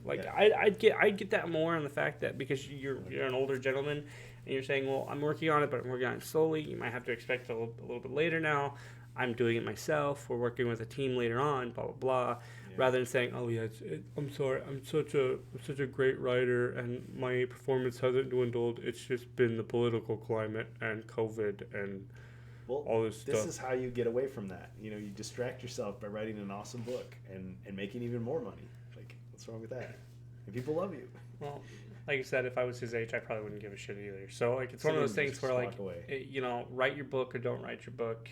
Yeah. Retire. Just say you're retiring. Like, I'm retired. I'll have my, like, I don't know if he has family or anything, but, like, spend the time with the people you love. Like, yeah, well, that's... Like, life is fickle. Like, especially at that age. Like, I don't really give a shit about your book, dude. Like, just go and spend your money and travel and do shit. There's a lot of writers where, they sacrifice time away from their family to do it. I mean, look at Stephen King, big example. It's just like, do I want fame or do I want my family? That's what I'm saying. If I was doing that and I was that dedicated to my job, I probably wouldn't have a family. Right. And as I was saying, most people, it's not fair to them. At that point, most of those people just have families so they can pass it down. Like really, but you're not there for them. You just have a depressed kid at that point. It's like that hates your work because that's what he spent his time on instead of you. Yeah, I got to see my kids walk. Have you? Like, did you see your kids walk? Did you see your kids say their first word? Stuff like that. Like, is that more important? Because that's more important to me than your fucking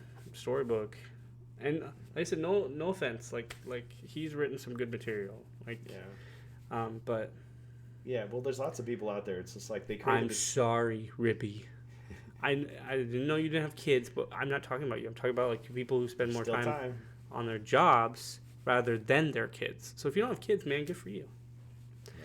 So wait, it was you and your girlfriend? Was it you and your girlfriend or wife that just went to Disneyland? Bro, that would be the best experience.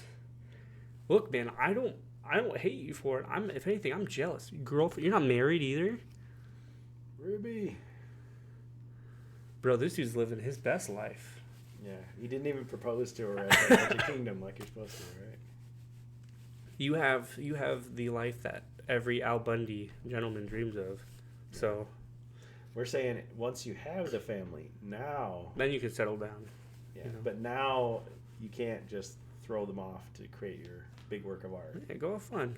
Like I said, if that was me, like I cashed in early, so so you don't have the kids, so then you don't have the guilt of like having to choose between them and whatever else you're trying to do.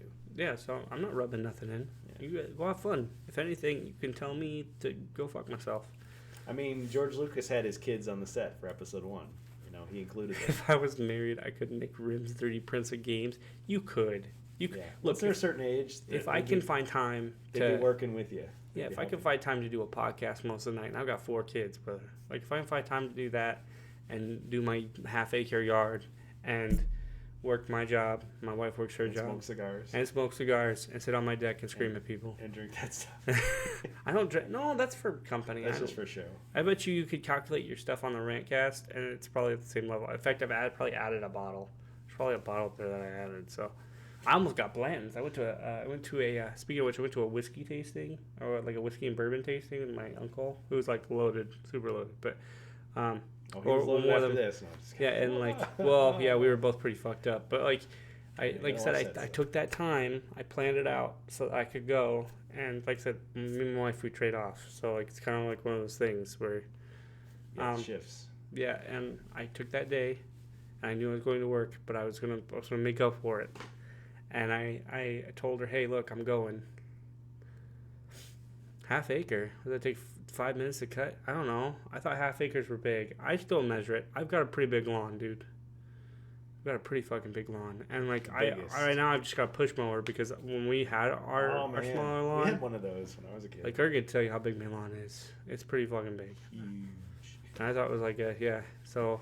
I know I don't have an acre or anything. It might be. I don't know. I don't fucking measure that. I might be measuring it wrong. If you're using scissors, yeah. So, yeah, I'm probably saying it wrong then. I don't know. Fuck. I've got a really big lawn, dude.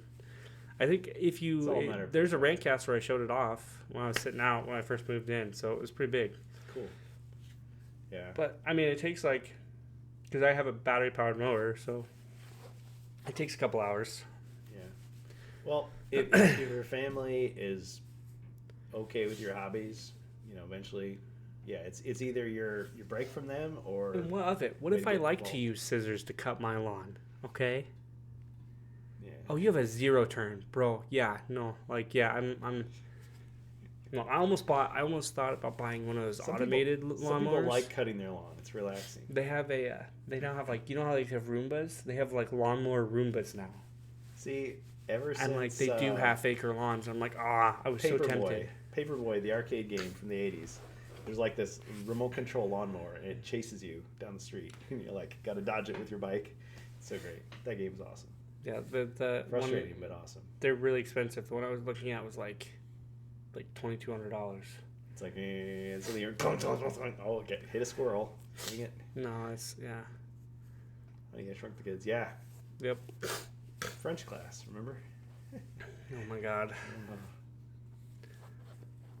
But yeah, I have it's like a push mower, so that's probably why it's taking me so long. But if I got I don't know, once I actually can invest in a nice, because I want to get an Ego or something, so I'm saving up for something like that. Such a dad thing too, the smell of freshly cut grass. Bro, I am a dad. That's I get an Ego. They got Ego riding mowers, but they're $1,200 and they're really fucking expensive. You get the hat with the 2 cans and then the straws that come down, and you got the riding around, and you got the. But you gotta get the one with the nice seat and the beer cozy and stuff like that. The recliner built into it.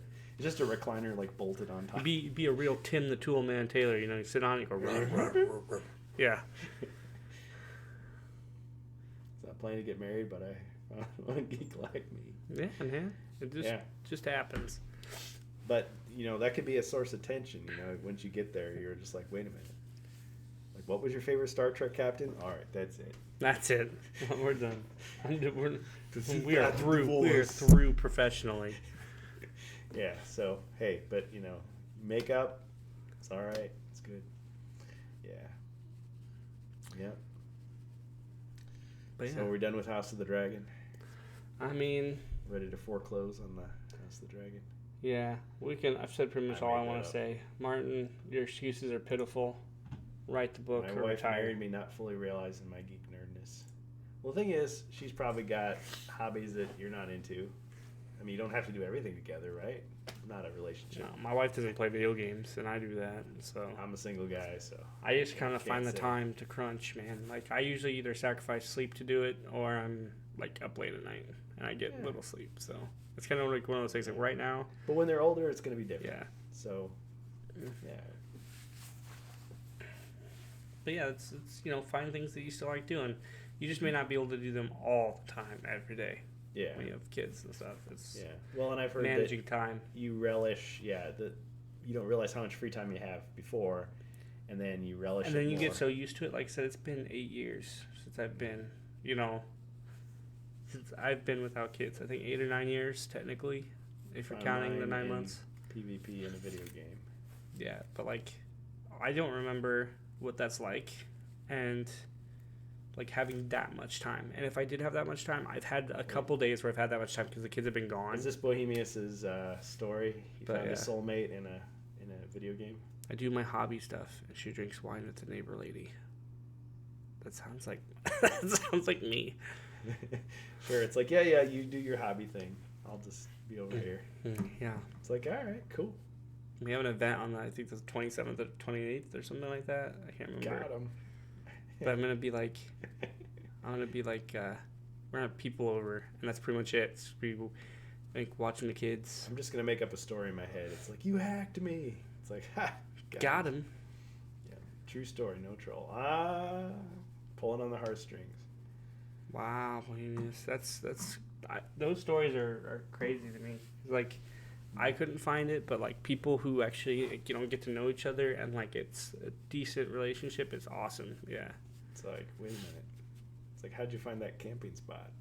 Like the kid of your jib.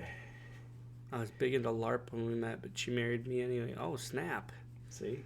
You LARPing? You hitting people with foam swords? Yeah. See, and it's they can overlook that. That's worth. Hey, and that's the best thing. They love you for you. That's right. And you love them for them. No, you need to get rid of all that and change into a completely different person. Lightning bolt. Shout out to the Darkon documentary. Yep. Wow. All right, we got another topic. So if I pull out my magic bag of topics, I think pretty much the last one is, I mean, we're just gonna continue because like we don't have too much in Star Wars. I'm probably gonna say that for the next RantCast. I want to kind of like pull what's left. happening in the world of HeroQuest? Anything? Did we just talk about it? we talked a little bit about the implications of AI, but We talked about Chris's cock. That's for quite a long time. we did for a very long and hard discussion about that. Did we talk about The Beverly's cock? the or dice the are crow? coming out. Oh yeah, we got to talk about that. We We- can talk HeroQuest anytime. We've got a little less than an hour left on December our RantCast. 1st, the Jungles of Delthrak dice are coming out. And Oh shit, that's right. they're premium and they're limited. And it's like, dude, quit hitting me with this FOMO stuff. And the people in Europe don't get the dice rolling box. I'm buying like 10 of them. So Yeah. So Wait in anyway, line. I missed my chance to get them. And I feel like, me personally, I'm not going to buy them. Like, that's how bitter and angry I am. apparently had dice tray, but no photo of the tray. It's okay. It's one of those buckle trays, we think. FanRoll is a smaller company, so they can't make the stuff in large quantities. So this is going to be a FOMO thing. It's going to be $40, and the price is never going to go down. It's just going to go up because your scalpers are going to sell it. $100. Jungles of Delthrak dice. No tray. They're not even... It's $50 for the tray. They look cool, but the practical thing with dice, you need high contrast images because Ruby's the guy got a across the problem. table rolls it, and you can't tell what it is. So you got to like go over and look at Already it. fucking pre-ordered. I'm a bad man. Yeah, You need to be punished FOMO. It's a for hell all of a your drug. FOMO. Yeah. It's a hell of a drug. Yes, you can just buy them and you can color the images on there so that they're higher contrast. You can actually see. Yeah. I already got them. Well, you'll get whatever the dice tray was. It wasn't ready. They didn't have pictures of it. But if you're in Europe, you don't get it. But it would be cheaper for you to import it and then get it. Shit. So anyway, yeah, we still don't. PulseCon had no information whatsoever about HeroQuest. I don't even think they mentioned Avalon Hill once. So we found out about the dice after the fact. We still don't know when First Light is coming out. Might be November, might be January, February. I'm excited for First Light. I don't really care about these dice. I mean, if it was going to be a mainstream product, see, I thought that's what they were going to do, but instead they're going back to this, premium, limited edition, tiered fandom kind of thing, and it's just like I'm just not on board with that. What other cons are left this year? We've got Spiel Essen. I'm going to get this wrong. I want to say October 6th is when it starts. And then Luca is like October 30th. I'm probably getting those dates wrong. I posted them like a dozen times, and I can't even remember what I posted. I did buy the Dreadville. I will not buy the Jungle Dice either. Oh. Well, the Dread Veil for a while were easier to get because anybody who pre-ordered anything HeroQuest got them. Didn't have to be at Gen Con. The Jungles of Delthrak dice, they only gave them to people who were at Gen Con and specifically bought a copy of Jungles of Delthrak. So I would have had to buy extra copies to get those dice. And yes, I could have sent them to people, given them away, whatever. But people were mad because they sold out and now they're like pretty much impossible to get. Indeed. But if you were at Gen Con and you got them. But see, that's the thing. It's like, are you going to make these just for like a couple of people, or are you going to make it for the community, for anybody? Somebody who finds out about it later, it's like, too bad you missed out. So now you have to get on board with the next one. It's like it's that, divided fandom again. Because Hasbro is for the people, HasLab is just for a handful of, early adopters. And people will come back and say, well, you should just, that's what makes money, that's what's popular. You're going to disappoint those people if you take away the rarity and all that. See, I lost this guy already. He's heard this a million times. Well, I'm paying attention. Yeah. I'm just in my relaxed position. That's right. Well, anyway, that's all I had to say about that. So, Been a good thumbnail. Maybe I'll redo the RantCast intro. next topic. Title card will be like, Yeah, I'm just like all in, just like, let me tell you something, brother, and you're just like, hey, photobomb. yeah, we'll do this. Yep. There you go. Good RantCast thumbnail. Yep. What's this I hear about Beverly Hills Cop? Oh, I never watched the remakes. I was asking you. There's a remake. They made a remake of Beverly Hills Cop because Well, there was like 3 It's not a movies. remake. That's the sequel. So there Oh, was it's a a sequel. I think there was a sequel. Hold I on. saw the first one. That's how Sorry. much I'm into it. It's called Axel F. Axel fuck. Demonetized. Yeah, it's called. It's a Netflix film. So it wasn't. I don't know if it was released on at theaters because it says only on Netflix July 3rd. So Oh, so yeah. kind of like the Pee Wee Herman. This was a movie. direct to streaming, which was gross. But yeah, it's Axel F. Coming to America 2, Borat 2. Yeah, it's just really weird because Pee Wee Herman. he's still wearing the Big same outfit. Still stuffing bananas in people's tailpipes. Axel fully returns to Beverly Hills after his daughter's life is threatened for a family reunion that includes old pals. His granddaughter. So, but like at the same time, Eddie Murphy's like how old? How old is Eddie Murphy? Joseph Gordon-Levitt's in it. He was born in '61, and Man, I remember when he was like the hot young star of Hollywood. that's right. Now he's the Yeah, he's done some really weird, like fucking stuff the last 4 years. Like I'm guessing he needs a paycheck. glasses, fake mustache. Lots of callbacks to the films. 61. It says he was born in '61. He's not like so. I'm guessing that's what he's like late 50s, 54, 53, 53. Is that what that is? 50 or I can't see. I can't mental math right now. It's getting late. It's like 60 or 60. Yeah, it's 60s. Yeah. So yeah, he'd be in his 60s now, and like he's trying to play a guy in his 40s, right? Yeah, he's 63. Well, yeah. okay. Just sorry to jump back. Yeah, Bohemians, you make a good point. The dice, different colored dice, are not essential. There's no difference. It's just different material. I mean, you want something to collect. My point was, why not make them more functional? But yeah, if people are just going to put it on their shelf and brag about it, like, okay. So, I mean, he doesn't look that bad in the younger photos. Like he looks pretty like. I don't know. Looks like he's had either a lot of like work done, or he just is fucking immortal. Cause like, this is like Well, the two. These are the two descriptions here. He was a good-looking guy. Oh. Looked pretty young. But yeah, if you could see the pictures, man, Eddie he's Murphy. yeah, he's pretty. Doesn't look too different. I mean, the clothes and everything. But yeah, in the that's 80s, him in 2023. Top of the world. Yeah, he was pretty into it. So I don't know. Well, yeah. All I can say is. Oh my God. Nope, playing his current age, give or take. But see, that's what I'm saying is like, from what I could tell in these, it doesn't look like he's playing somebody his age. 40 is the new 30, right? He's playing like a 40 or 50 or like. I don't know if his daughter is like no, he wasn't DH. He's doing like these crazy. It's kind of like what Bruce Willis is doing, right? Bruce Willis is like super old. He's having health problems, and he's doing these action movies. Like he's still playing like a guy in his 40s. He's and done now, but I mean he did like a ton of them. And they were all like direct to video or direct to streaming. Like, hurry up, get all these done, and then okay, I'm retired. Yeah. So like I said, that was it. So, and he's known for being the 80s and 90s.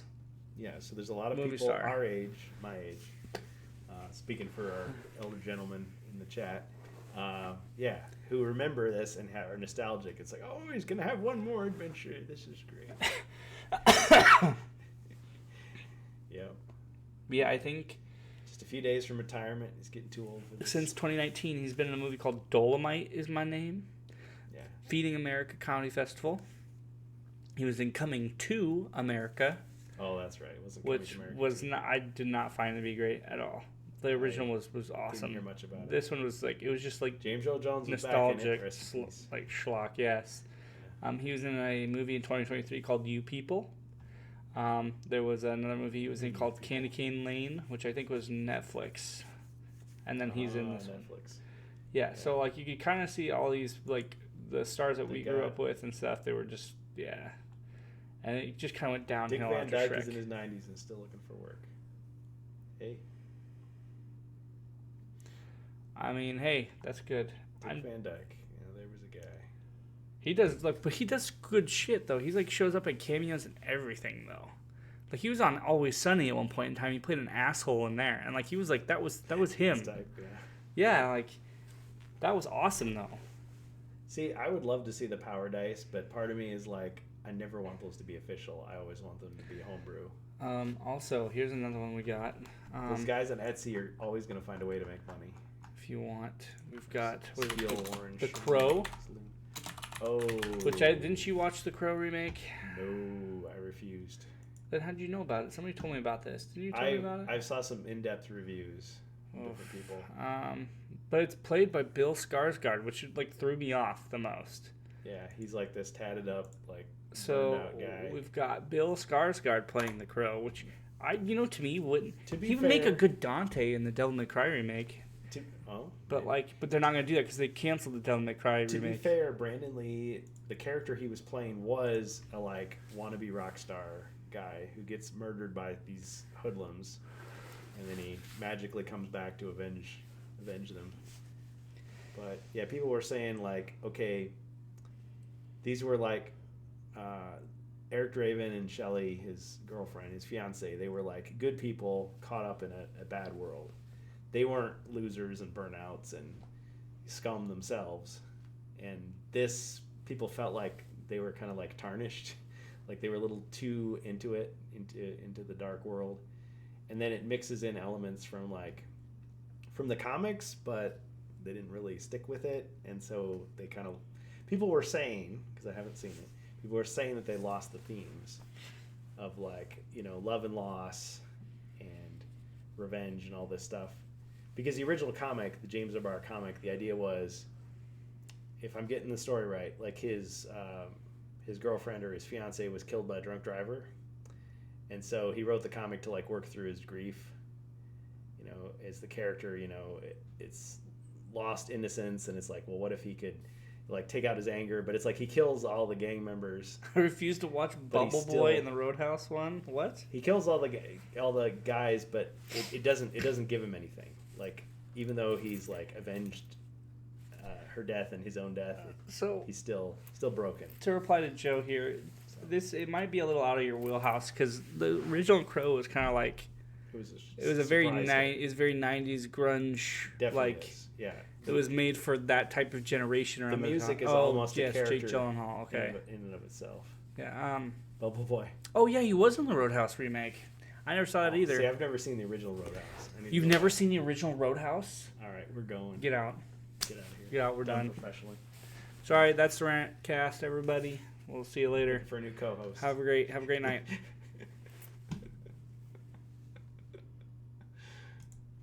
Okay. We're back. Got him. But yeah, like that was great. For real though, you need to watch Roadhouse. Hey, next time it comes back to flicks. Roadhouse. Yeah. Like Patrick Swayze. God, man. There's so many jokes about it. I have so much to tell to people about like it's been a while since I've watched it, but like still like I've heard it was kind of a cult movie because it's so any person with me sitting right next to me who judges movies needs to watch most of Swayze. I think saw him Ghost. How about that? You could have skipped Ghost, but I like Ghost, but like you could skip, but you need to watch Roadhouse. All right. Tonight, watch Roadhouse. All right, I'll fall asleep watching Roadhouse. God, man.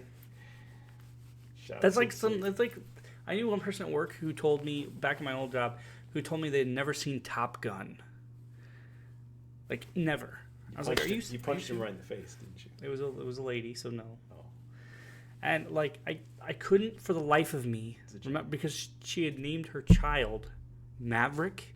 I was like, oh, like in Top Gun. She was like, I've never seen Top Gun. I was like, what are you talking about? Just like the name. So what's wrong with that? Like, come on. I've seen Top Gun. I played the NES game too.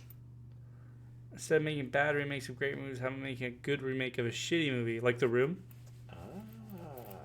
Yeah, imagine if it was like a good movie. Everyone goes there like expecting to laugh at it, and they're like, "This is good." Boo! Ew. Like throwing stuff. I start leaving in the middle of it. Like, what is this? Yeah.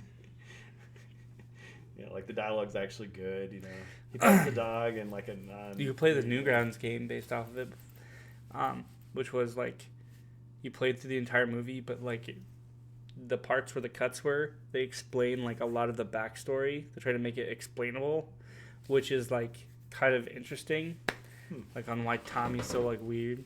They'll make a game out of anything these days. On our Zenith VHS tape player. I also owned I think it was a Zenith like big screen TV that I had that was like projection screen. Oh man, with the Fresnel lens. Yeah, it had it was big because it had the speaker built into it. Those were so weird. And like if you took the speaker off, you could technically see the projector. So, oh man, it was crazy. That thing lasted for a long time, and hauling it up 4 flights of stairs was not great. It was awful because it was like a 60-inch. It was crazy huge. They were cool, but I never wanted one because they always said, "Oh, you know, if you play video games on this, it'll like ruin the projector." No, it did fine. I played Resident Evil 5 on it back in the day, like back when that released, because I still had it. We still had it for like the longest time. Maybe games are just so dynamic now. It was just big, and it was like what 480. Like you probably got 480p out of it. So like when I played it on the projection screen, you just got this big blown up image. Nowadays, like all that's left is the lens, and people use those to like start fires and like cook barbecues and stuff. You cook barbecues on it. Yeah, like but a giant like magnifying glass. Those were awesome. Those were awesome to watch. Like back in the day, like I remember I watched Tool Time back in the day, or like Home Improvement back in the day. And like I'm rewatching that series right now because I miss old Tim Allen stuff. Oh yeah. I'm like so. I said Galaxy Quest. I know that was like way after, but it was like 2 years after the final season of Home Improvement. Yeah. But yeah. But like that's what I know him more for as his career after. But yeah, he was on top of the world. Yeah, the Home Improvement is based off his comedy. I don't think so. Stand-up comedy. Yeah. You got that. You got Al Borland. Oh man. And you got some really good names. Patricia Richardson and all sorts of stuff in there. Ghost. Yeah, it's interesting. That whole scene on the subway is my favorite. He's like learning his powers, trying to kick the can. I just the biggest part of Ghost for me was when they were doing the mold, thing. Like, oh yeah. He was now like people touching. do that professionally on Twitch. Sorry. Yeah. Well, they stroke pottery. Yes. They stroke their pottery on Twitch. Yeah. They stroke their CEO of Hasbro. Man, it should be the title of our stream. It's just called Richard's Cocks because it's going to be a long-standing thing the whole fucking stream. Nothing but dick jokes the whole time. You stroke it like Richard's Cocks. Oh man. Baba boom. Bada bing, bada boom. Hey. I mean, but that's pretty much all I got, and we're kind of running low on time. So remakes, no, just it's. You could no, I've got more. It's such a rare thing for it. Yeah, well, I think it's better to have too many topics than not enough, right? So. Yeah, that's true. We can throw it into the next adventure. But we've got a couple topics we can save up for the next one, and I know there's a big, like I said, this RantCast is big. We're gonna have this big RantCast. I mean, it's not as big as in proportions. We had a lot of diverse stuff to talk about, and that was the great thing. The next one is we've got some big Star Wars controversy that's going to be taking place. I'm just going to kind of let it ride out a little bit. Star Wars controversy. When does that ever happen? That's something I haven't heard in a long time. Since last week. Long time. Yeah. Well, it keeps them in the news, I guess. Right? Also, I'd like to bring up a more AI topic too. Like I said, if you watch Some Ordinary Gamers, or if you ever heard of that channel, there's a guy who referenced the diverse or the game engines, the AI game engines, and how we're kind of utilizing AI, I think, a little too harshly right now before it's kind of polished. And like, so, I mean, yeah. But yeah, I think that'll be good. I think that'll be good. On the next RantCast. And we'll invite some people on next show. Yeah. We didn't get to do the call-in. That was a lot of fun, though, last time. Yeah, we got some... I like it. We just got some technical issues to settle out, so... Yeah.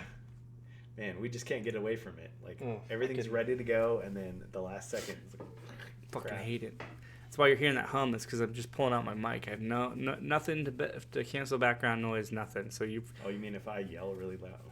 You'll probably blow the mic out because none of my sound stuff's configured. So we probably sound like shit right now. It's gonna sound RantCast a new awful. mic. You can donate to get the RantCast a new mic. Not really. We'll just buy one. It's fine.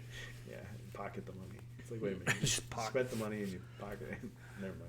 Hey, you could buy these nice RantCast T-shirts. Oh yeah, or you could buy a HeroQuest fan shirt. Yeah, Good that'll go towards maybe the RantCast stocking improving on stuffer. stuff. Yeah, when are we gonna open that merch shop? What do we gotta do? We gotta pay some overhead. No, Is that we good to me? can do that. You can do that through Streamlabs or through if you'll do it for free. Okay, because these shirts I did through Design Hill, but I mean, you could do it and just do it per order and then have them shipped out, and then you price them however you want. But like, there are places like Ownage and stuff that'll like. But I mean, we've got the designs, so we could just give it to anybody who wants to print it. I mean, yeah, if you want to do that, just let us know. Let us know if you want a RantCast T-shirt. We got those. We could have caps. We'll sell you the merch. Boxers. The merch for your birch. Merch for your birch. For your birch. Dang. Anyway, that's pretty much all we got for this week's RantCast. I want to thank everybody here for joining me and Kurgan. We'll kind of play out a little bit here. Once again, my name is Josh. I'm also known as The Strange Bus. You can catch me occasionally playing some video games on twitch.tv/TheStrangeBus. Also youtube.com. Search Strange Bus. I also have a Discord. If you're not part of that, you can join me on my Discord. We have a link in the channel, the main channel at the RantCast Podcast. You click on that link, join the Discord, or my other great host here. I don't know what it's Kurgan. It's twitch.tv/HeroQuestFans. That's twitch.tv/HeroQuestFans. Also on YouTube, XSC3, home of HeroQuest fans. Check us out. Also has a Discord link in the channel as well. So, thanks, Joe. Yeah. Have a good night, Joe. Ribby, get the towel, get it cleaned up. Yep. You'll be fine. You'll be great again. You'll Just be in a slump. You'll be ready to go. Now we get close to the mic. You're drowned out. Oh yeah. I said you're just in a slump. You'll be great again. But anyway, anybody gets that reference. Have a good night, everybody. Take care. We'll see you guys next week on the RantCast. RantCast. Take care, everybody. All right. Thanks.